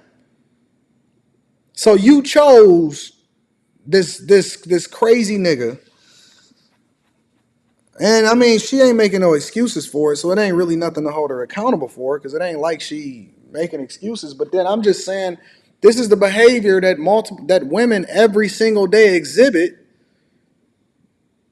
This is the behavior that women every single. Okay, so you chose this cornball, right? You chose the dude that is fucking on a bunch of different chicks and all of this other type of stuff, right? I get it. Why you surprised? Why you got the helmet of righteousness on? You still had kids with him. You still married him. You still rocked with him. You could have went with the nerd. You could have went with the dude that was low-key. You could have rocked out with Fabian and got you an insurance payout. Who knows? But you used Fabian and set Fabian up in order to make Derrick jealous, and now you finding yourself sitting on some dude's couch that's giggling relentlessly. How can I sit here and feel sorry for you when you knew before you got married what you was getting into when you sat on that jump? You never required anything of him. And so why would he exhibit any different behavior than what it was that he was doing before he got married to you? This is what he was. He never changed. That's the one thing that I can give Derrick credit for, is that he never changed. He never switched up the game. He been this way since day one. Over the last however many years that they've been married, he never changed. She said they dated for 9 years, or they was with each other for 9 years. He never changed. He never switched up. That means that y'all bad. Y'all don't know how to pick. Y'all running in the victim Olympics. You chose to rock out with a dude. He didn't do you dirty. He did you the way that he was doing it before he ever married you. Now y'all got me looking like a whole idiot for even shooting him some bail at the fact that she chose wrong. God showed her, and she said, okay, no, I'm still going to go with this option over here. Okay, this is what you get then. Just buried it. Mostly I feel like now I'm looking back on it, it was a fear of rejection. Yeah. And abandonment. Because you felt like if you spoke up, he was going to leave. Yeah, exactly. And I'm like, I don't want him to leave me. Like, you Yep. know, so I have to just take this. But then at the same time, it was creating this deep-seated hatred and resentment and spitefulness. And so here I go, setting him up. And it worked. Fabian. It didn't work because he wound up doing the same thing, and he been doing the same thing the entire time. He got a infatuation and a unquenched thirst for everything that she wanted, that he been doing for the entire time. And what difference do it make, though? But see, this is more honestly now, because see, I thought that she was exposing him, but in reality, what she's exposing is the nature of the majority of black women. She is the poster child for the thing that we talk about every single day. She was a nerd. Admittedly, she say she was green. She was a nerd. She had no business being with this dude in the first place. She was a nerd. And instead of rolling with the nerds that actually was willing to roll with her, she subjected herself to the thing that was worse for her voluntarily because she knew better. She's seen it. She watched it. She's looking at it happen inside of his phone way before they got married, and y'all still chose to go wrong. And then you're going to come back, and I'm not even talking about her specifically, but we see this happen all the time with women. And now y'all gonna come back. We gonna see y'all on Instagram. We gonna see y'all on YouTube. And we gonna see y'all on Clubhouse and TikTok. Talking about how men ain't shit. No, it's your inability to choose correctly. You continue to choose the worst people for you. And guess what? It's going to be women that come after you that still choose to rock with him, even though his laundry is out in the street. It ain't going to make no difference. This make y'all look bad. This ain't even making Derrick look bad. I'm going to be honest with you. A lot of women going to make excuses. They're going to react to this and they're going to say, yeah, Derrick was a fuckboy or whatever. No, Derrick was what Derrick was way before he met her, and she knew it, and she still rocked with him. You the dummies. Ladies, y'all the dummies. Y'all keep skipping over the dude that's the best for you in order to go with the dude that already showed you who he was, and now you acting like he a bad guy. No, you chose the bad guy. You wanted Tupac in a suit. You wanted Tupac in a suit, and you got the thing that was closest to it that you can get, which was Derrick Jaxn, and now this is what we looking at. Fabian, so how'd y'all set it up? So we would be at work conspiring, and there's actually a group of us, right? We would be at work conspiring. I don't care how she said it. I'm coming over, like, confess to setting him up into like way. I don't know what he really caught me doing. He never really told me what he caught me doing, but I know that he's at least seen us doing some racing. I know he's seen us maybe like going to like a meetup point and all of that. So he never confronted you about that and was like, I know you cheating on me with Fabian. Not in college. No, we're in marriage when we were dealing with unpacking that. And then he was like, you were cheating on your husband. And I was like, okay. Okay. Maybe I was emotionally cheating. Okay, I'll give you that. In college, 9 years before we ever got married. So I didn't cheat on my husband, but it was like, no, you cheated on your husband while we're in marriage. I'm like, no, you can't use that rape trauma. Yep. And I didn't realize the power of not speaking about the rape trauma until. Prompted you to start looking through his phone? I would always get like a feeling, or he would touch me different, right? So after most rape victims, are very sensitive. So now she's using the whole rape victim thing in order to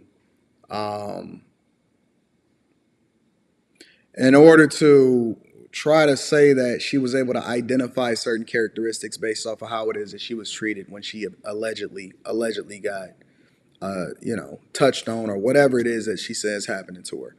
But let's continue to watch it. Let's see what she got to say. Sensitive to touch. And so any sign of him touching me, any type of any different, I'm like, there has to be somebody else. There has to be. You're right? Talking about with a change of a touch. With a change of a touch, there has to be, right? And so I would go snooping around because I'm a snooper. And when you seek, you shall find. That is. It's not that she was going snooping around because she was a snooper. She's snooping around because she already knew who he was, and she was just looking to confirm what she already knew and what she already thought, because it's not no different. What is there to snoop around for when you already know exactly what it is that you're getting, because that's what you signed up for. You knew who he was in college. For 9 years he been doing this, and so you think that he gonna change his behavior just because he married you. You didn't snoop around because you a snooper. You snooped around because you knew who it was that you was dealing with, because that's what you signed up for, man. A true biblical verse. Why is he giggling so much? Oh, if you don't believe in the word of God, listen, let me tell you, when you seek, you will find. And when you find, you have to know what to do. And what's so bad about it, people will find something, but then they won't do nothing about it. Exactly. Because they weren't prepared to leave. And that was me. You was like, I'm going to find it. I'm going to bust them. And then, like, what you going to do? Because you're not going to even tell them that you busted them. I did absolutely nothing. Sit there, cry. And okay, this is how I'm going to get a little bit serious, right? Okay. I would seek and I would sit in closets and cry. And I would be in there wanting him to find me in the closet crying. And when he would come and find me in the closet crying, then I would say, I'm just crying because I miss my dad. blame it on something else, and they would always mostly be about my dad. Like, oh, I'm crying, but it's really because I just sat here and watched you have sex with, you know, or you know, right? So She throwing out the whole. He better than me, because I'm gonna be honest with you, bro. He better than me. I know they bleeping out the names. I would have bleeped it out with regard to the YouTube version, but the Patreon members will be getting the exclusive. The Patreon members, they will be getting the exclusive. But let's continue. This chick is throwing out names. No, Danae, there ain't no real people name. Is it? I don't want you throwing people name out here. okay. Why is he? What is so giggly about this guy? Why is he so goofy? So we're just gonna keep on going. We're gonna make fake names up. Okay, We're gonna making all kinds of fake names up. Okay, thank you. Right now. All fake. All fake names. All fake names. Okay. So you will watch him have sex with Sue. Yeah, and Sue and Jane and Jade and Sheila. That's a fake name. About to go make me get some liquor up in this.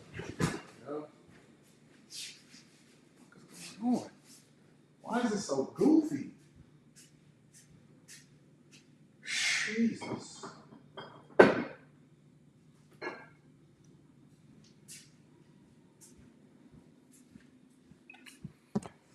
Good grief.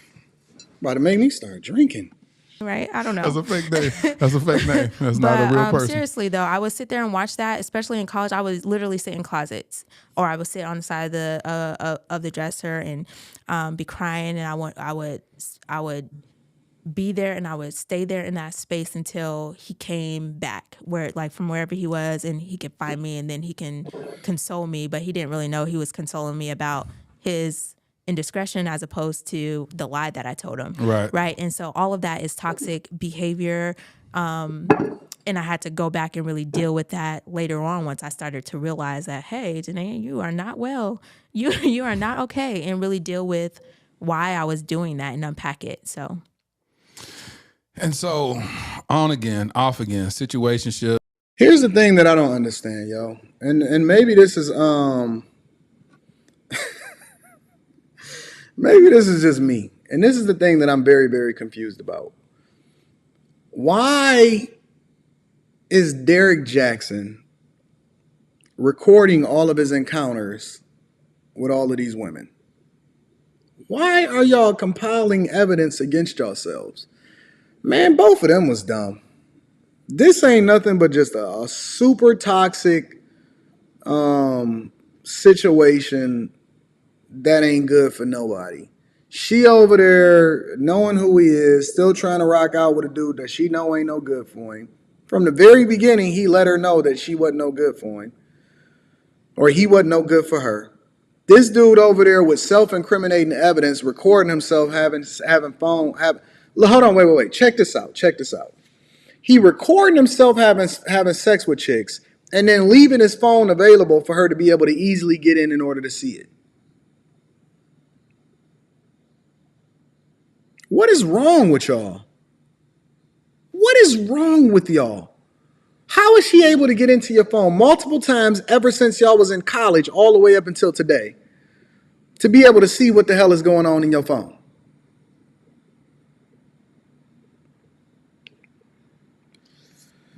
These people are psychopaths, bro. These people are true psychopaths. Commitment, lack thereof. 9 years, you go through this. And you said right before y'all got married or got engaged, y'all wasn't even together. Please help me understand that. Yeah, so before we moved to Atlanta, we were off. We got off because he was dealing with some girls and things like that, and it was So he dealing with more girls, and he not rocking with you. and you still gonna subject yourself to it. This is who you picked. Issue. And at that point I was very like hostile and all that towards him, just like, I'm not gonna deal with this, and you're a, F-boy and all these things, right? I had some different kind of choice words and language at that time. And then the Lord saved me, my mouth. Thank God for. He saved your mouth, but he didn't save you from. Never mind. Let me continue. It's so much giggle in this. I don't know how much more I can take today. I might leave the rest of this reaction for the rest of y'all other YouTubers, because I have a very low very low tolerance level. And don't get me wrong, I like to laugh during interviews too, but not at women that's telling me a serious situation that's not intentionally meant to be a joke. Good Jesus. For deliverance.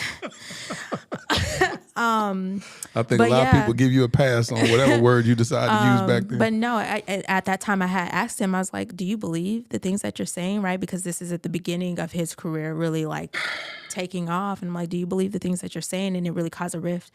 And so we were off.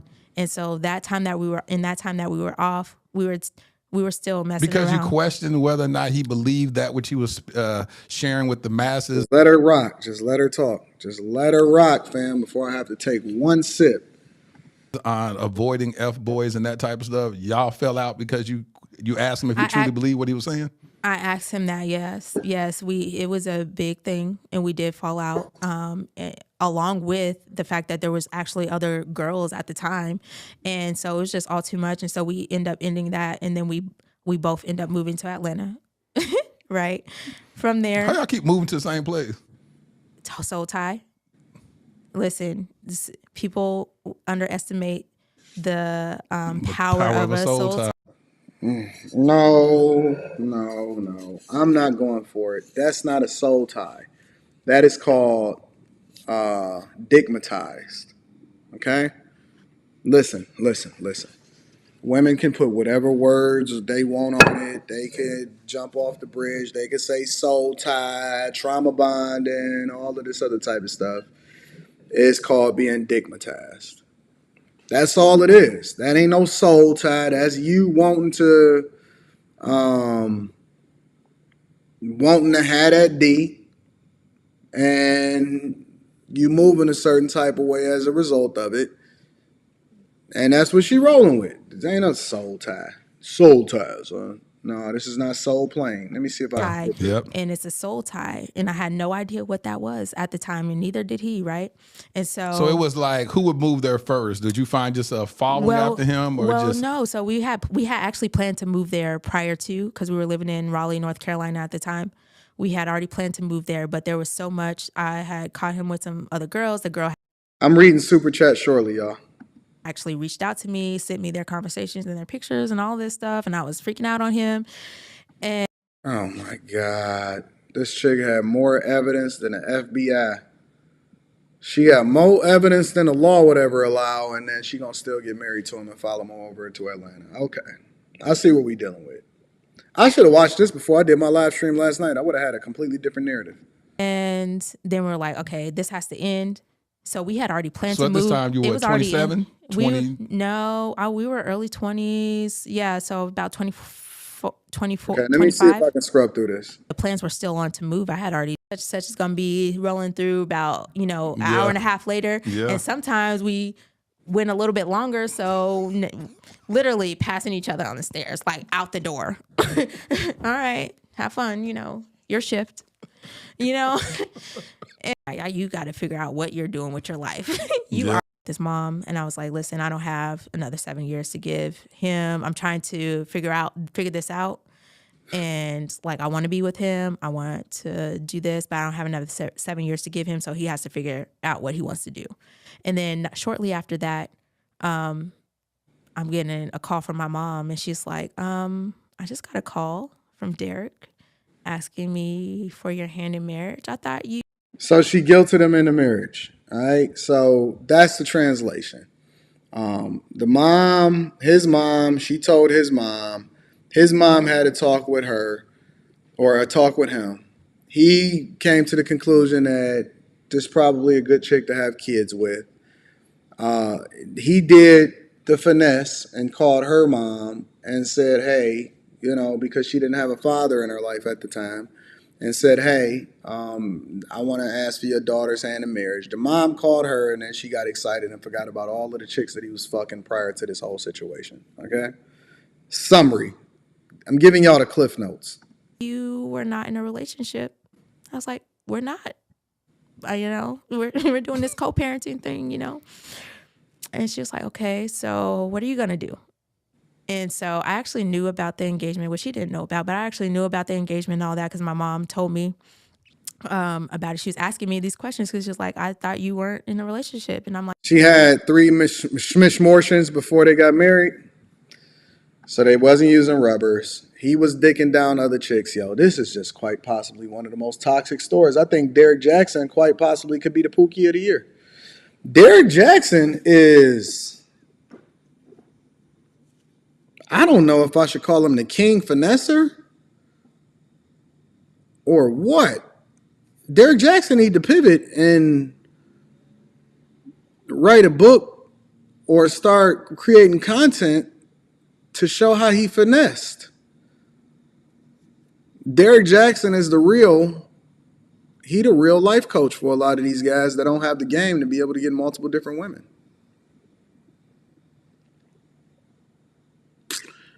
I'm going to have to call Rita, see if we can get Derrick Jaxn on the line and have an interview of how it is that he's able to finesse so effectively. like we're not, you know. And so I had to figure out, okay, he's being serious. He called my mom. Did that make you excited? How'd it you did. feel? I was so excited because I'm like, he called my mom.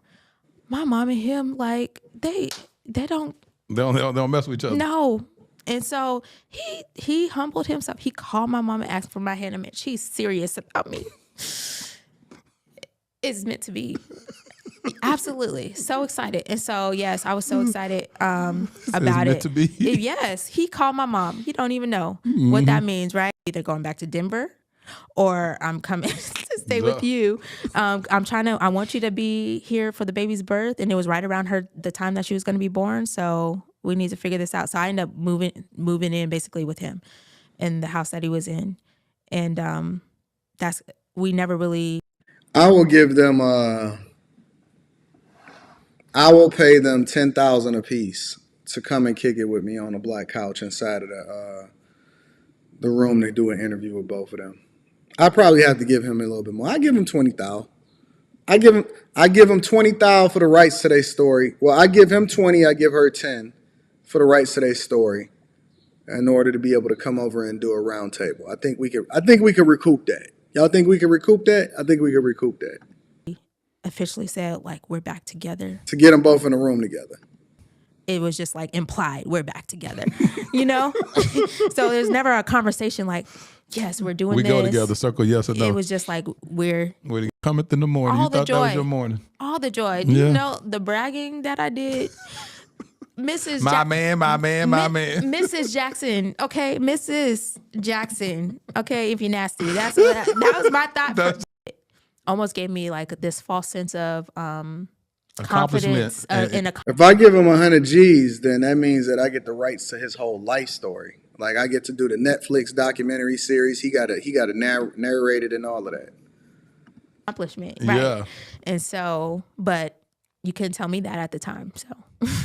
And at the time, we put this in perspective, you're about, what, 28, yeah. 27? Yeah, I was like, right, I feel a lot of shame and blaming in communicating.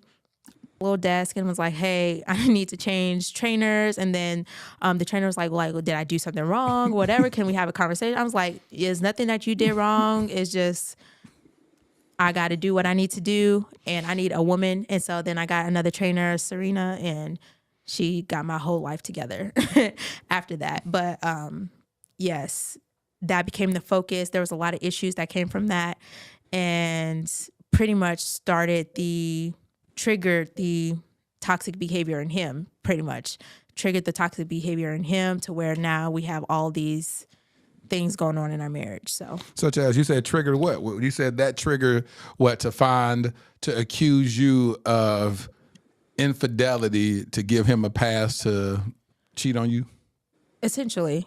Like, so me bringing up all these things and then him feeling or accusing me of having this relationship with the trainer, which I did not have, but allowed him basically like, okay, I'm being like in his mind, I'm being disrespectful, I'm being unappreciative. He's done all this changing and actually asked for me to marry him, and here I go, just bringing up all this stuff from the past. And would you say he was on his best behavior during that time? Define best behavior. Okay. So if we're talking about, Gotta stop giggling, family. We gotta have a serious conversation at some point in this whole thing. We gotta have a serious conversation because this junk is draining, bro. Have y'all ever seen an interview that actually takes your energy away and it drains you? Because it's a possibility that he probably changed once he got married, and then once he seen that disrespect happening with the trainer, he was like, okay, fuck it. Full blown DJ is back in the building. okay. Yeah, so we have to define best behavior. Okay, we're going to define it say, as not messing with other women at this point. Okay, we're going to have to define that too. Okay, so listen. Okay, I'll put it this way. Were there women that he had still had contact with in some way that he's had a sexual relationship with or some sort? Those people were always there. He was always constantly having at least a minimum a dialogue with them. Okay. Like if they were friends. And was it discussed that he would no longer have those conversations with people in whom he had sexual relationships with? No, so that wasn't discussed until after I left the marriage for 8 months. That wasn't discussed until after that. So, but going into marriage, no, there was not really a dialogue about like, hey, all these people that you've had a relationship with or whatever in the past, like all of them need to cut out. You ain't no friends. There was no dialogue about that. I didn't have any boundaries or barriers. I didn't even know what that was. I didn't even know what a boundary was. Exactly. Like, what is that? I didn't have any standard or like, I didn't even know that was a thing that you can actually request or not even request. This is a lie. This is all cap and it's all a lie. How do you not know that you can make a request to not have your dude kick in with other chicks on the side? So it sounds like, I'm going to be honest with you. It sounds like that he was no different than who she thought that he was when she married him. And she never had any kind of boundaries or requests for him to do anything different than how it was that he was operating in the first place.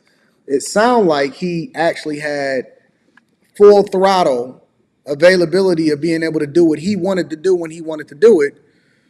And then once he blew up on the internet or she started becoming more visible as a result of it, and this dumbass decided to bring her into the video as far as making her wear that helmet of righteousness and then step on the scene, that's when everything imploded. Because if they've been rocking, come on, man, listen.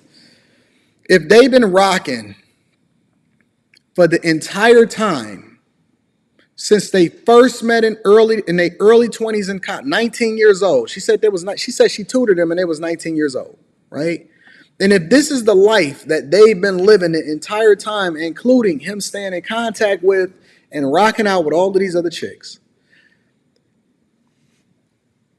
you can't tell me that the change then started to happen or you getting fed up happened as a result of some aha moment that came later in the relationship. You was watching on his phone him fucking chicks the entire time that he was with you. So now I'm supposed to believe that this dude is not anything other than what he presented himself to be. It's just that we all found out and it came out into the general public. But this is who he was. He's the king. A KDJ version. You know how they say the King James version of the Bible? He's the King Derrick Jaxn version of what's happening. Derrick Jaxn actually might be the ultimate boss, the last boss on the game, in his final form. I don't even know if Derrick Jaxn has achieved his final form yet. I'm almost inclined to think that and feel sorry for Derrick.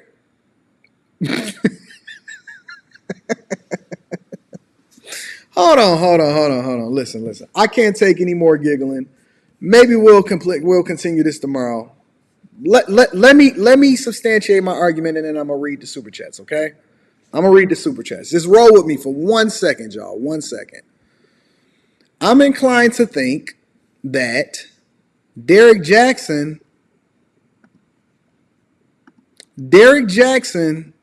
might be the victim here. Hear me out, guys. Hear me out, ladies and gentlemen. Okay.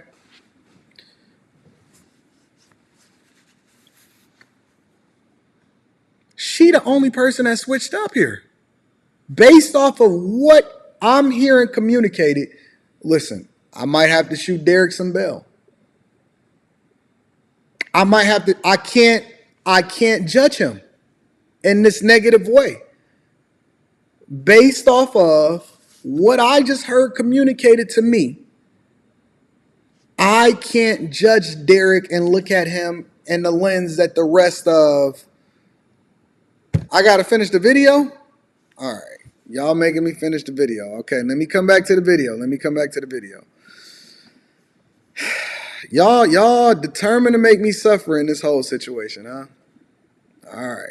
Because right now, I'm on Derrick's side. I'm just going to tell y'all. Right now, based off of what I hear happening right now, I'm on Derrick's side. What did I get myself into? Okay, so let me fast forward. This is not okay, and I feel some type of way about it, but it wasn't in a healthy way. I could have done it a lot better than what I did. But there was that, and then with that, it was like, you're insecure. You know, I have to do business. These are business people. I built these relationships. I'm like, well, nobody told you to mix business and pleasure. So if you have business with them, that means, guess what? You need to cut all business ties. This is not a relationship that you can have, right? And so that caused a lot of just friction, and it became, you know, I'm insecure, I'm unhealed, you know, people change, but I need to figure out my own stuff, which, I mean, those things are true. I was insecure. I did need to figure out some things like within myself to be more secure and at least to come to him assertively and be able to communicate in a more healthy manner. But it still did not pacify or negate the fact that these conversations in these relationships should not be existing. So there was both of those dynamics happening at the same time, and I didn't have the words or the tools to be able to really navigate that the best way that I could have. So to be clear, at this point, what year are we talking about? Year 1 or 2? This is the first. So the first year of marriage. The first year first of couple of months. First couple of months. So the first couple of months of marriage, he doing a thing that he already had been doing the entire time. All right, because she been watching videos of him fucking on chicks and all that other type of stuff. Okay, cool. You hadn't caught him. No more videos in his phone, sleeping with nobody. Nobody sending you videos and pictures that he had been cheating on you. Just inappropriate conversations. Inappropriate conversations at this point. A lot of them. And so, I mean, there were so many to where I'm coming off of just having a baby, right? Or having our second child. I had severe postpartum, actually, with both children. So just think of all the trauma where I'm transformed into more than conversations. And I didn't find out about it, though, until, you know, like months later. But that is around the time where those conversations became more than conversations again and started to be physical things. So we're going to stop right now, and we're going to come back. We're going to come back tomorrow. Being adopted. Okay, what is it that I missed here? I'll review part 2 tomorrow when I'm in LA. I don't have any problem with reviewing part 2 tomorrow and going over that part. But I'm trying to figure out, what did I miss here? What is it that y'all wanted me to see? Because I know that they released part 2 today or whatever like that. So what is it that I missed? What did I miss? Somebody in the chat tell me what I missed. I'm about to read super chat shortly.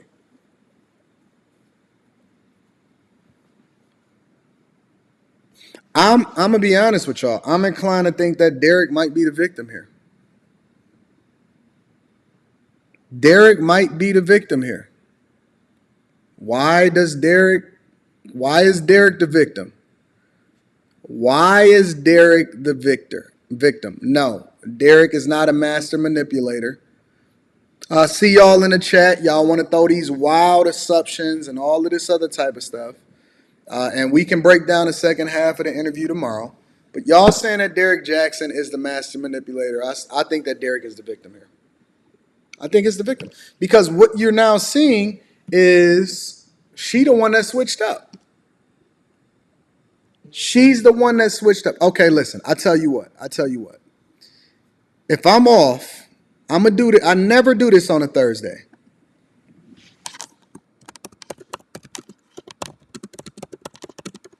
I never do this on a Thursday. If I'm off, tell me where. Ladies only. Ladies only. If you disagree with me or you think that I'm off, I'm making this available for you guys to be able to cam up and help me to understand where I'm off. Only if you disagree with me. Because I think that Derrick might be the victim here.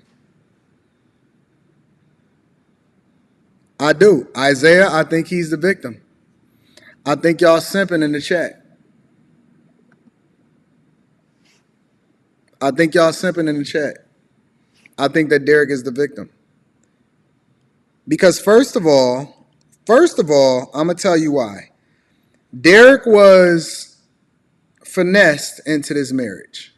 Okay, now we're not going to absolve him from the responsibility of the fact that he was the one that proposed, but Derrick never switched up. Derrick was who he was from the very beginning.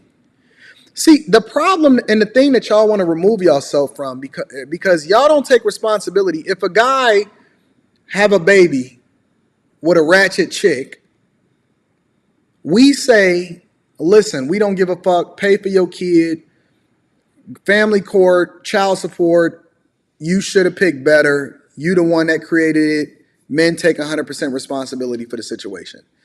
If he, based off of what she's communicating, showed herself, or he showed himself to be exactly who he was. From the very beginning, she was looking at videos of him fucking other chicks.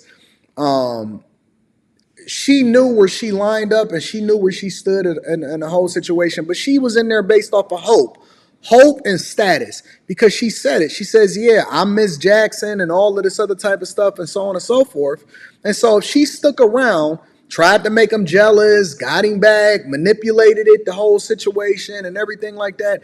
If that be the case, then how come we shouldn't hold her accountable for the manipulation that came with A, her getting him back when she never should have been with him in the first place, and then B, and again, I dropped the link in the chat for the ladies. Listen, help me to understand where I'm off. And then B, finessing him into marrying her when she never should have been with him in the first place, even though she knew exactly who it is that he was.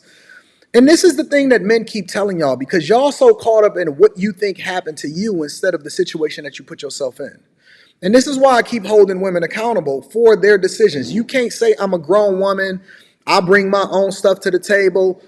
Black woman, hear me roar. We more intelligent than y'all. Our brains develop faster than y'all. We can pick our own decisions and make our own decisions. Okay, cool. Now you got the opportunity to do so.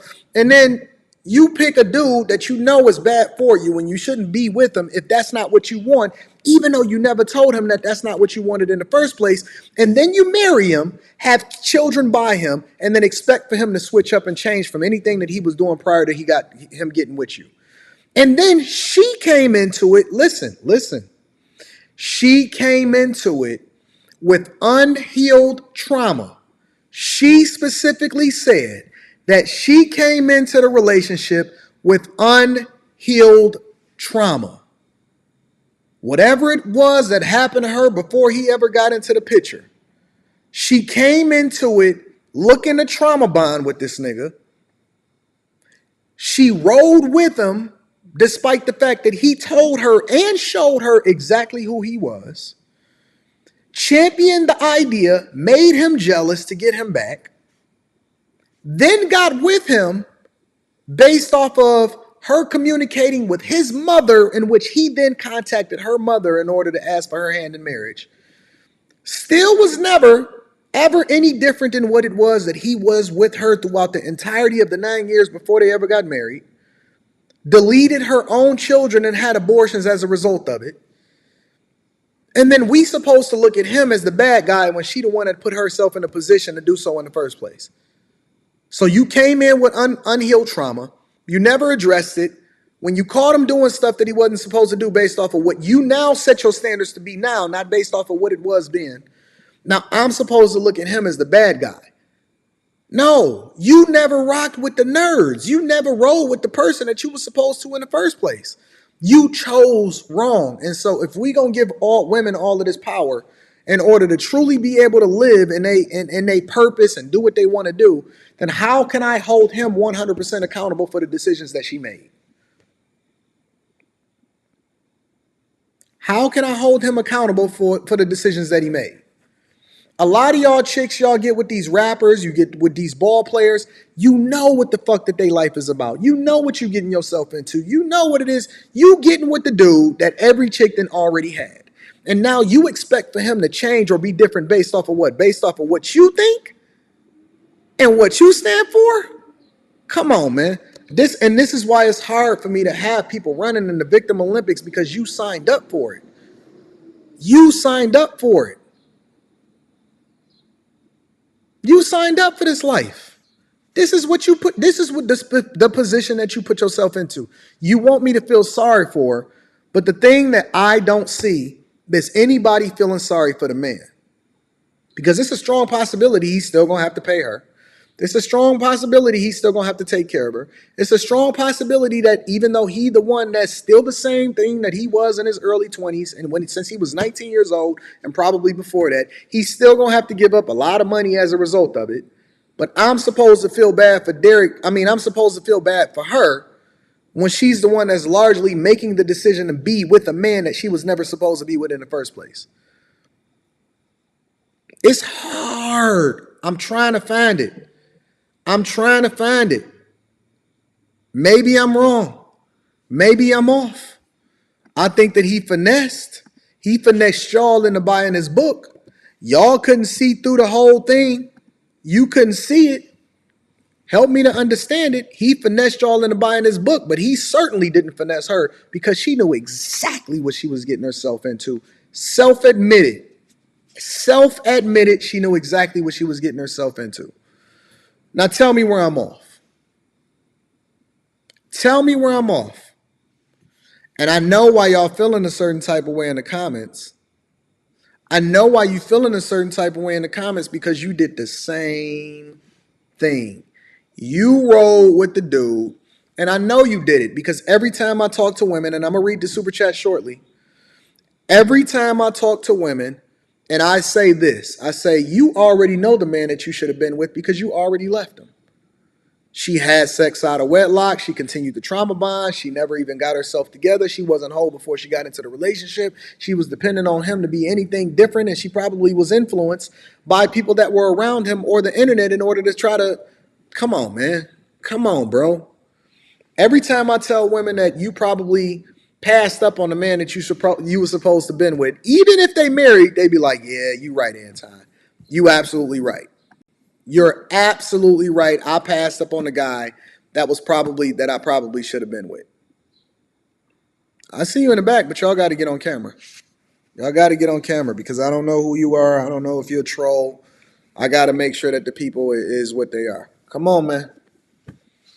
Come on, it's 12:30 in the afternoon. Y'all should be well put together, brushed your teeth, got in the shower, the whole 9 yards. You got to get on camera, ladies. Got to get on camera, ladies. Let me see something. Jean, is that Jean? Maybe I can get you in here off camera. Jean, is it Jean? Jeannie? Can you hear me? Can you hear me? Call in if y'all want to be on the show. Call in if y'all want to be on the show. When y'all gonna start taking some responsibility for the men that y'all pick? Y'all pass up on good guys every single day.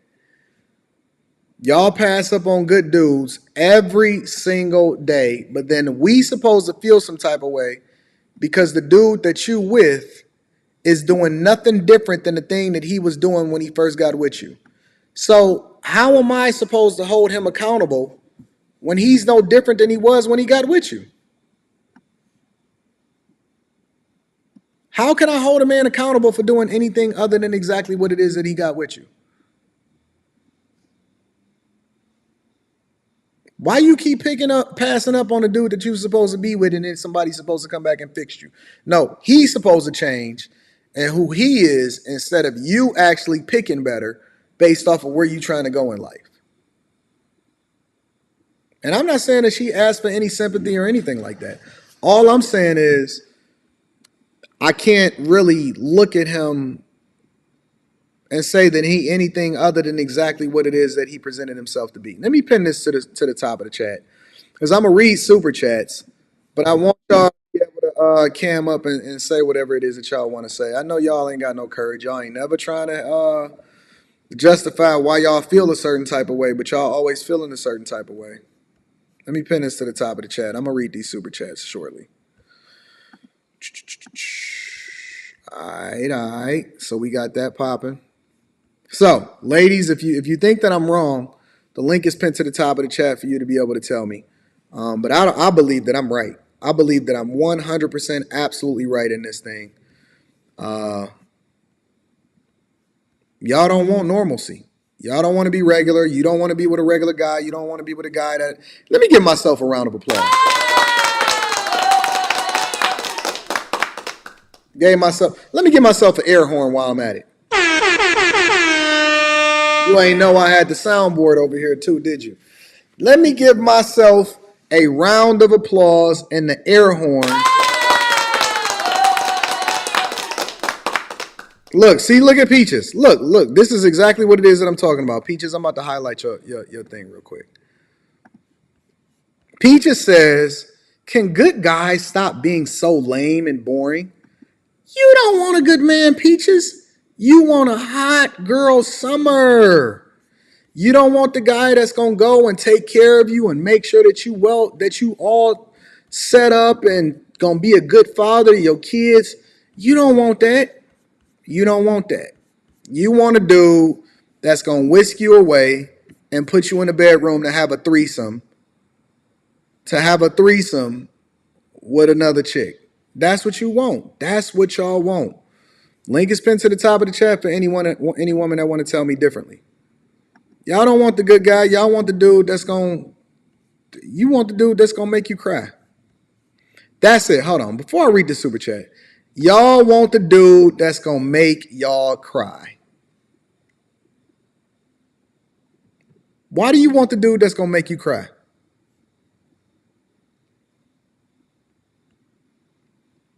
He going to give you that good D, but he going to make you cry afterwards. You think that that's love. You think it's love because you came into the relationship unhealed in the first place. And Peaches says she fumbled 3 good ones. See? It's her fault. It's Derrick Jaxn's fault that Derrick Jaxn is in the situation that he's in right now. I stand on that right now. Unless a woman can come up here and tell me differently, I stand on that. Thomas Cutler says, do you think her brother was trying to protect her or the family name? I think it's way more than that. I think that the whole Cash App Bob Lee guy is way more than that. Virgo Life says she was perfect for a narcissist. No, I don't think that he was narcissistic. I think that word is used too loosely. I don't think that he's a narcissist. I think he found a way to get him some money online. And I think that he's no different than a dude that was fucking on chicks when he first met her. I think that we need to shoot Derrick Jaxn some bail. Brandon Perrin says, Anton, please turn off the simp mangina switch. Derrick Jaxn is a snake. She was the one in on the scheme the whole time. She was the mastermind of King Simp Derrick. I heard that. Don't worry. We're going to break it down tomorrow. Executive Suite Emily says she's doing an interview with Mr. Let Go's daddy. Mr. Hold On. That was a good one. She definitely cleaned up though. She must have a good a consultant now. Oh my gosh, what's happening out here in these streets? All right, let me put you up here. What's up, love? Can you hear me? Yes. You hear me? You can hear me? You in the classroom. You teaching today? I'm at work, yes. So what's your Yes. thoughts? What's going on? Am I wrong? Am I off on this? Um, just a touch. I Okay. would say that neither of them should have been married because he was clearly living a single guy's lifestyle. So I don't think either of them should have been married. Yeah, but the problem is that it's not like he didn't show her who he was before He she. did, he did, he did. So how come women? Let me ask you a question. Why do y'all, as women, choose the bad guy? Why do y'all prefer to be with the bad guy? Um, Because it's in every woman almost. Almost every woman prefers to get that bad guy. I think at times Um, sometimes women make the mistake of becoming emotionally invested, and then it's hard to walk away. I think that's just it. I think they become emotionally invested, and it gets harder and harder to walk away. But I think she knew and he knew, and neither of them should have been married. But I don't think he's ruined. I think he'll come back bigger and stronger. Oh I yeah. think if he chooses the right platform, he can do his mea culpa again, and his platform might even be bigger.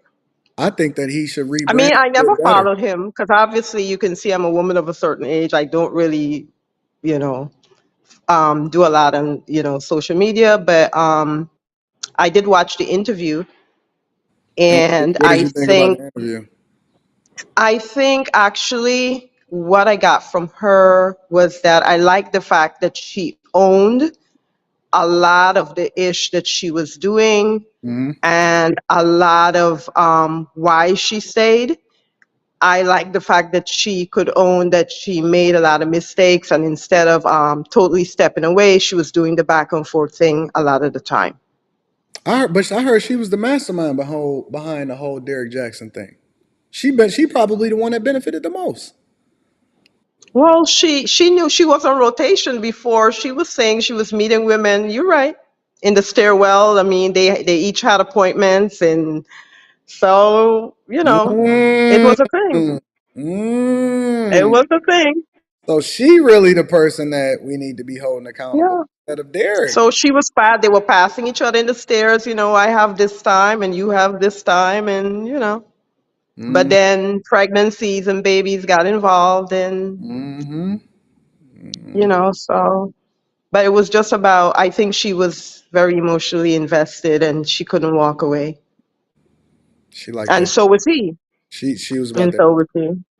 She liked that D. She was trying to get that D, and the money was good and everything that came along with it. Gene, Yeah. Anyway, I got to run, Anton. I'm at work. go ahead, But was girl. good. Teach that class. I'm gonna talk to you later. It was good talking to you. Okay. All See right. you later. Blessings. Any other woman is more than welcome to help me to understand why y'all think the way that y'all thinking.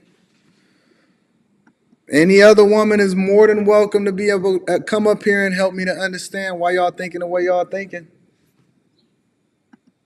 I'm listening. I'm waiting. The link is still there. Gene, what is going on here? Nah, go ahead and teach that class, girl. Any woman is more than welcome to jump up here and help me to understand why y'all thinking the way y'all thinking. Um,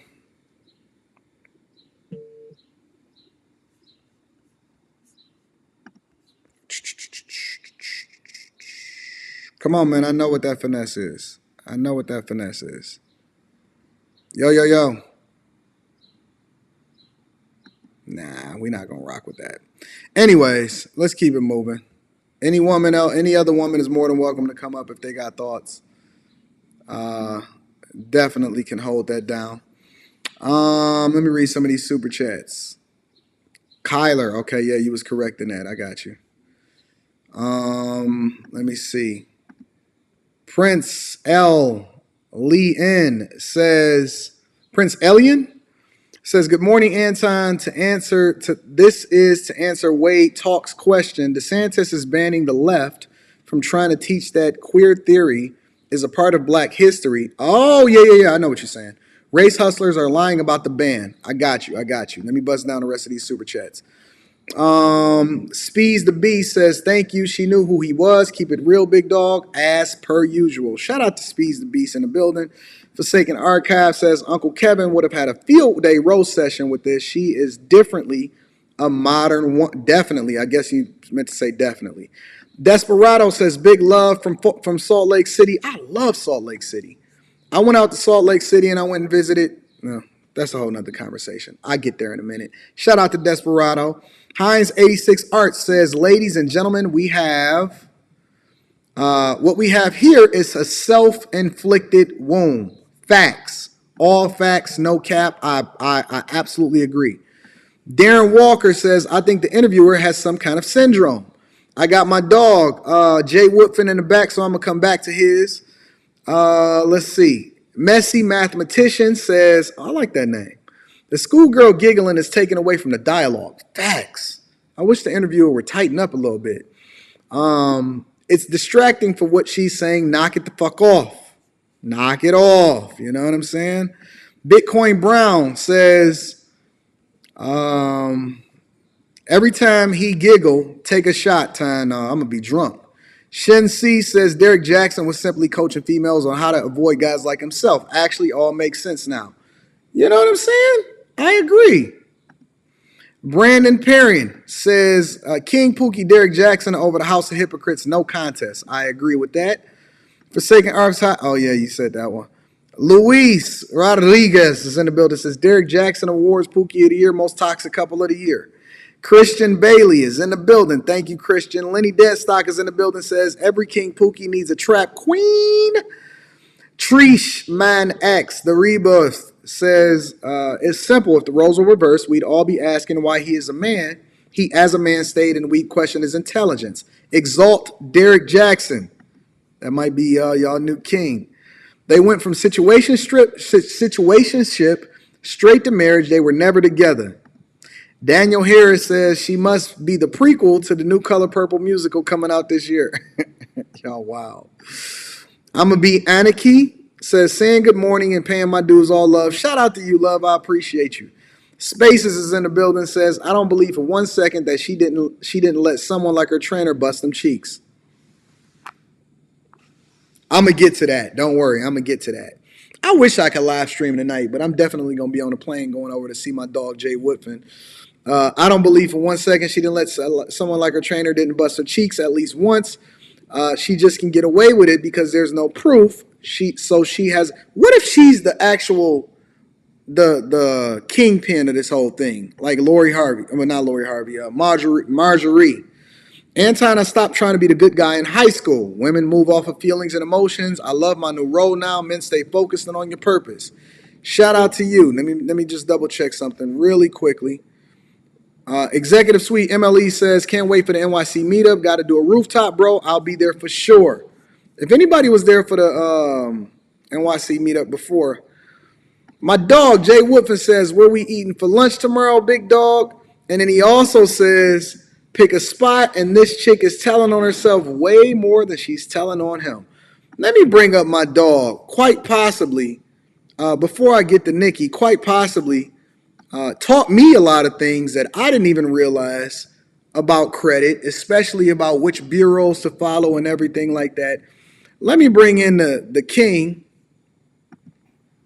the mastermind. Jay Woodfin is in the building. What's going on, big dog? What's up, big dog? Can you hear me, man? Yeah, man. I feel like I need to make sure that my voice is a little bit deeper when I got you up. Run that. Hey, run it, bro. You gotta do some exercises. Spam like it. You got it. Bro, forget the credit thing, man.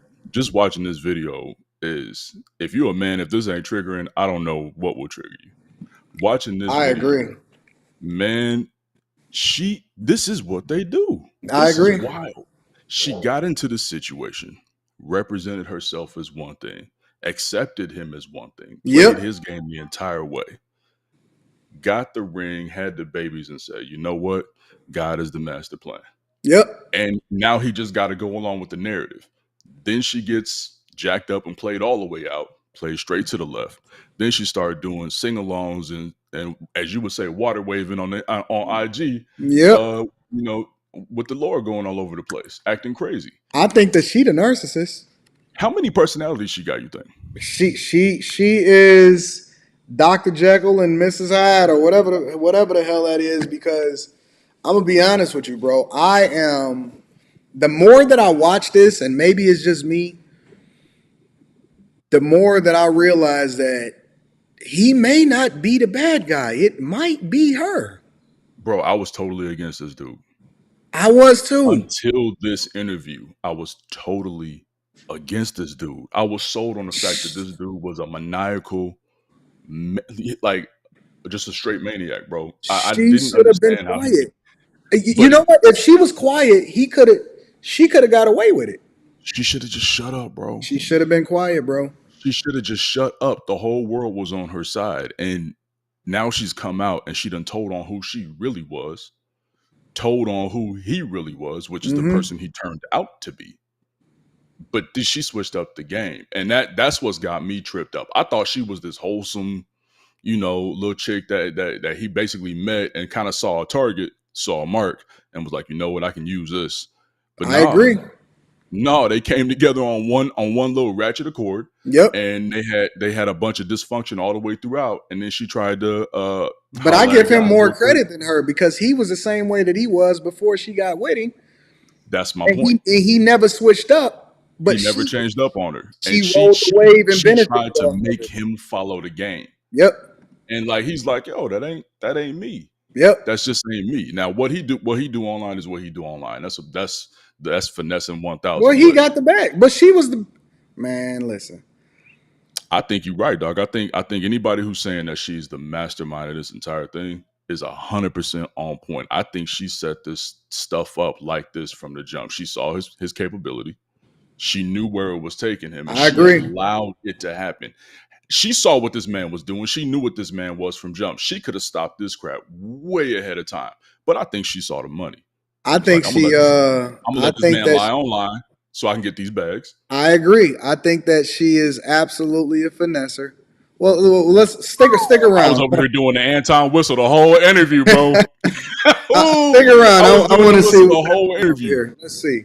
What's going on, Coco? Let me bring a couple people in here. What's going on, Coco? And Nikki, what's happening, y'all? Hey, how are y'all doing? I'm just gonna say this real quick because I gotta go home and pump.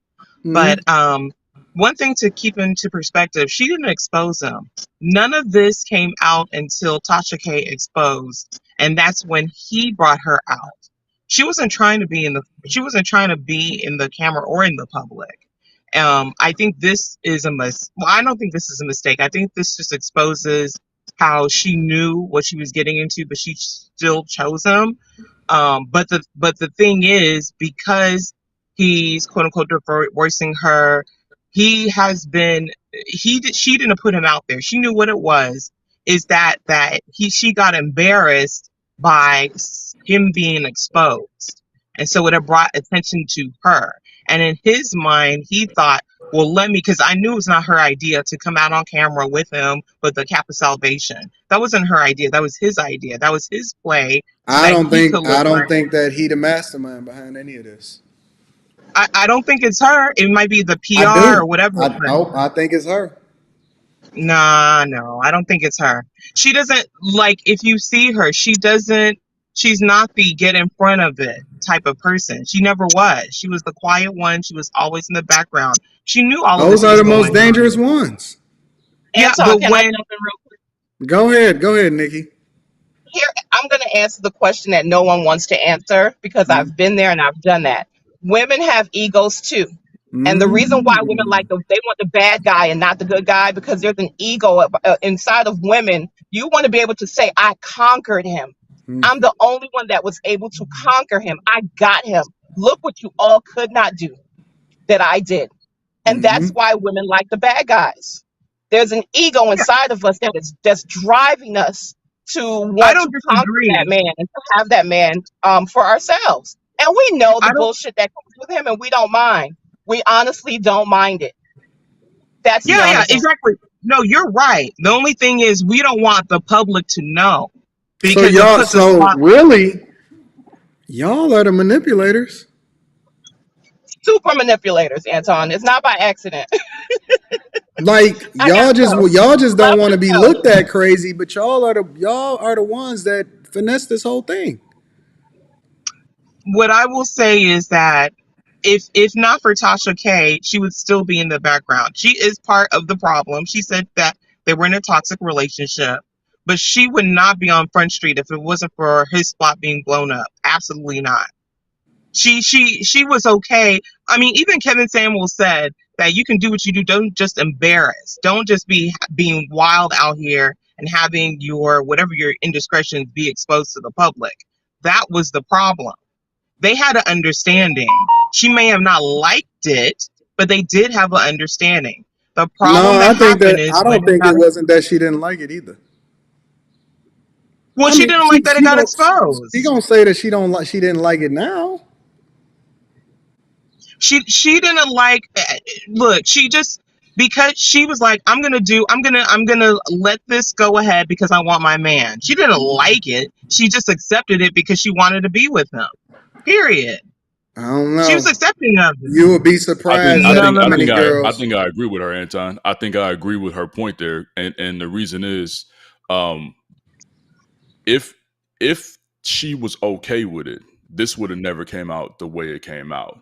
The whole embarrassment factor forced her hand to have to go this route. It forced her Yeah. hand. She would have rolled along with this as long as Right, it which stayed under wraps. but here's the thing though. I don't think that she necessarily I'm not going with the idea that she disliked it prior to it being exposed. Nah, no woman likes this. No woman likes I, this. No, We just talked about I the will women tell having you egos. Anton, that you are wrong, We Jade just talked Woodfin. about the women having the egos and wanting to conquer this. She wanted to conquer this beast, Anton, and she Listen, knew she listen. couldn't conquer it. I have an interview that I shot. I am going to be releasing the clips and I'm dropping it in a Patreon probably within the next day, right? And it's a woman, and she is a prominent person as far as being the daughter of a huge drug kingpin that wind up getting with a dude that sleep with multiple. It's a wild. Actually, me and Charleston, we both interviewed him together because he the one that brought him to me, and they from Atlanta. And whenever he get caught up with a chick, or when he used to get caught up with a chick before, she would just be like, yo, why you hiding her? If I'm being honest with myself, I like the fact that you with him. You need to bring him into the family. And you would be surprised at the amount of women that won't admit it publicly, but privately, either they get turned on by the idea of they dude being however it is, or you know what I'm saying, him bringing that to them, it makes them feel like they're more empowered. I'm telling you, bro, it's a You're forgetting an thing. element of this. You're forgetting a huge element of this. The biggest element of this is how she has played God up in her lifestyle. She can't possibly live the way this chick that you interviewed was living and have God be the forefront of her But she lifestyle. says she didn't Ain't always no know way. God. That's something that came later. Yeah, but but Antoine, it might what I'm talking about is the continuance to live this life. So she's been in the church, all in the choir, water waving for Jesus, like you say, and knowing her husband was doing this stuff. As long as it stayed under wraps, she was going to go ahead and yeah, suffer through it. She yeah, was suffering yeah. through this. Ain't no way she liked this part of that life. I She think wanted to And control Antoine, people. y'all would be surprised. I well, would not be Anton, it might surprised. I be think true there for are that some women lady, who live like that, but but not this one. I don't think it's true for Danae. That might be true for the situation you're speaking about that Charleston White brought to your attention, and that might be true No, for that's some just one women. But example of it that I yeah, got able to capture on camera. But you would be but surprised at the specifically, women no, I'm that's not surprised. I'm married, and I know, and I've heard stories of married folk. Married, and it's just that it's kept under wraps. I'm not saying that that situation doesn't occur. Absolutely, it does. But I'm saying from seeing Danae, but more than likely, women will go through will stay with a man who's with several women until it publicly embarrasses her. That's the Absolutely. main issue. It's not about the women. It's about the public knowing information on her, what's in her household. That's what women don't care about. It's not necessarily the other women. It's like, look, it's the cost of the game. He's a high value man, or he's a man that a lot of women want. I got him. I'm married to him. I know this comes with it. I just don't need everyone else knowing what's going on. And the fact she didn't even leave him. He's the one who left her. She didn't leave him. Through So then all that of means this, he she left wasn't her even first. tripping. She probably wasn't even tripping about it then. It's a possibility Exactly. she still wasn't tripping about it. And man, this is wild.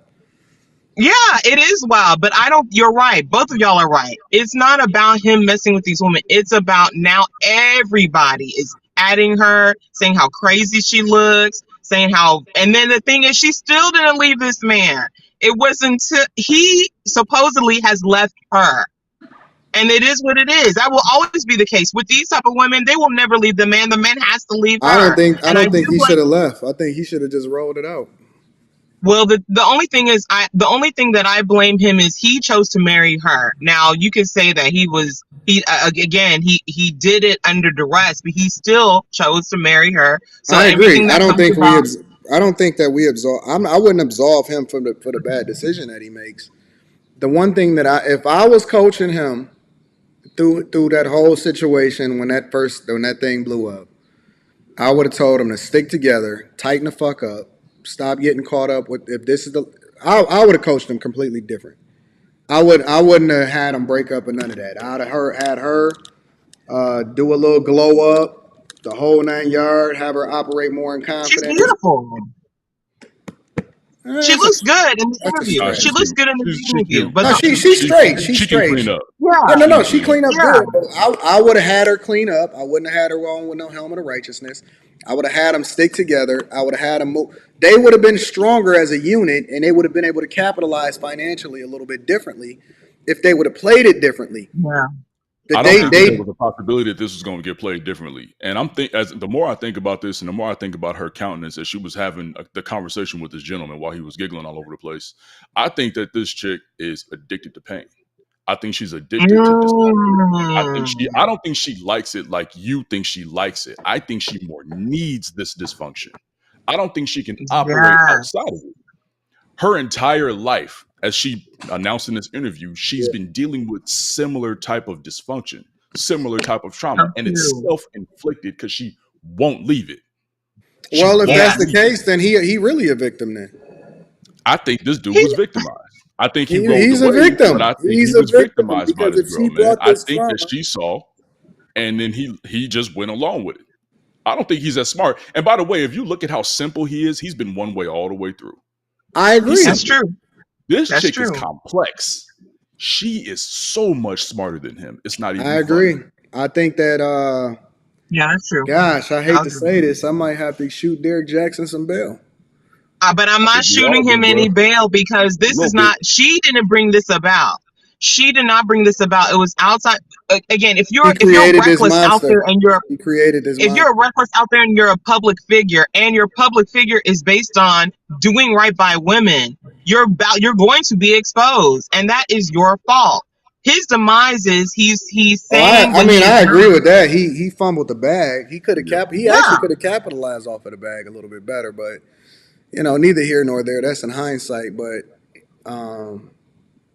I don't know. I'm conflicted. I'm gonna have to sit on this.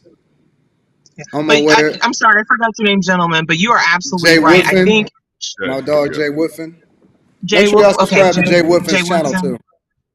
But you are absolutely right in terms of I think she feels comfortable in chaos and toxicity. I think that's the core issue with her. It's not even comfortable. She's not comfortable outside of it. I think she thrives on it. There's some people that are comfortable in chaos. I think most business owners are comfortable in chaos because that's just going to be the nature of the beast. But then there are people that can't survive without it. Yeah. I think she's one of those people that's not just comfortable in it. If it ain't there, she becomes a problem. And I think that's the way she lives her life. And I don't think it's changing for Jesus and nobody else. Ooh. Don't say it's not changing for Jesus. Jesus can change. But you're right. She does have to do the work in order. And we and most people do not do the work. So yes, it's going to.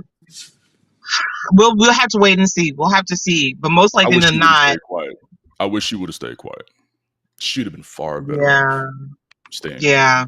She got to get back with him. Mhm. The only way She got to get back with him now. the only way for her to fix this is she got to go back to him. No, she is willing. It's about him. It's his. She in this. He controls the piece in terms of if they're going to get back together. Somebody the get longer Derrick. time Somebody goes get on- Derrick on the phone so I can fix their relationship. And you know, Anton, she gonna be conflicted now, bro. Because if she go back again, now she got to deal with the church. Now she Somebody gotta get deal Derrick with on the phone so I can fix his situation and help him Anton get it. fix my life. I can Anton fix. fix my life. Listen. We can all benefit from this, right?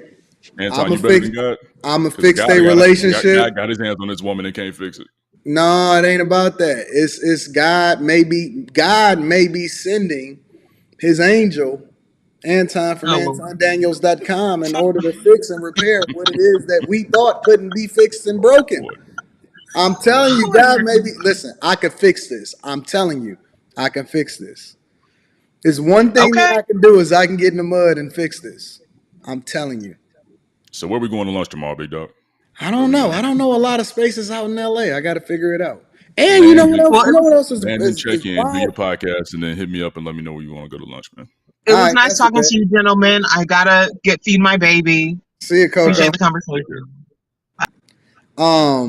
The time zone difference it be throwing me off. But yeah, we'll figure it out. Because it's earlier. It's like 3 hours earlier there. Yeah, you got to land to get around, man. Land, unpack your bags, bro. If you feel like eating, man, let me know. Yeah, I got you. That's a bet. I bet. I already hit Marcellus up too, man. So I think he's down too, man. All right, that's a bet. We can kick. We gonna cook up. All right, my dude. All right, Jay. Appreciate it. Hey, somebody tell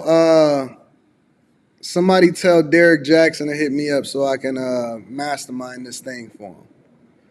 I'm gonna hit Derrick Jaxn up myself. Derrick, if you watching this, I know you like to watch yourself because that's the type of person that you are. You like to watch yourself, Derrick. Come holler at Anton from AntonDaniels.com. I promise you I can fix this, bro. I'm gonna make your life incredible. But you're going to have to exercise a small amount of dick discipline in order to focus on what it is that I'm going to teach you and I'm going to tell you in order to go ahead and fix this image. I'm going to make you the BET Essence Festival headliner, and you're going to get more money and make more bags than you ever had before. One thing I know for sure, and two things is for certain, is how to get a bag. One thing I know for sure, two things is for certain, that I can get you a bag. You will be on the cover of every magazine, heralded and loved by both men and women alike. Holla at me, man. Holla at me. I can definitely get you. All right. Let me read some of these super chats and get it popping. Shout out to my dog Jay Woodfin in the building. Lenny Deadstock says, these modern women are real narcissistic. Someone had to say it. It ain't always got to come from me, right? Spacer says, yo, the nay is just like Tasha from Power. Maybe. Juan Solo 2.0 in the building says, them 3 deletions were from outside meat. Wow. Messy Mathematician says, he sounds like Candyman. Persevere Data TV is in the building with the 10 ball. Says, yeah, the more I think, the more I don't believe her. She already told us she's a no-limit soldier. I thought I told you, no-limit soldier. A Lockhart perspective. Shout out to Lockhart says, before Tasha K, no one knew she existed before he filed for divorce. He the one that filed for divorce. Okay, I got you. Brandon Perrin says, she might have been the camera woman. And who has custody of those videos because they now worth a bag? OnlyFans would do a mill overnight. Persevere Data TV says he's the Joker and she's Harley Quinn. RCI says God is for polygyny. Oh, Jesus. Abraham had 3 wives, Moses has 2, and David had 18 plus concubines. I think if men were more open to their women about it, they would be surprised how many women would accept it. It's been a wild stream today, ladies and gentlemen. I tell you, It's always wild over here at the Millionaire Morning Show and the Anton Daniels channel. Make sure y'all tapped in. Make sure y'all tuned in. Link is in the description for y'all to tap into the Patreon as well as pinned to the top of the chat. Teach Hanley 30% off your first order plus a free gift. Man, tomorrow we continue. We continue the discussion tomorrow. I love y'all. I appreciate y'all. I need y'all to give it up one time and hit a like for the YouTube algorithm for the greatest morning show on earth.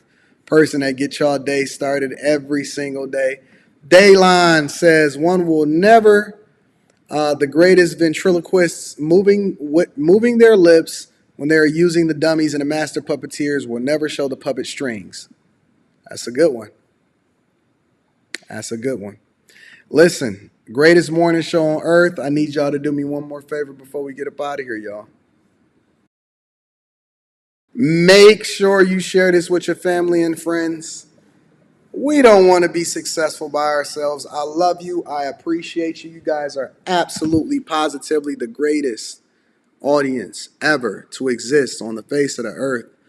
I got to shoot over to LA, so we're going to be doing a live stream straight from LA. Yo, I ain't even got no place to stay yet. Let me go ahead and get my location together. Hotel, Airbnb, something. Shout out to Celeste Jones with the 5-ball. Says she is trying to get a bag, but she looking stupid. Shout out to Brandon Williams, Mike that dude, and everybody that hold us down. I love y'all. I appreciate y'all. You know what it is. Check y'all out later. Peace.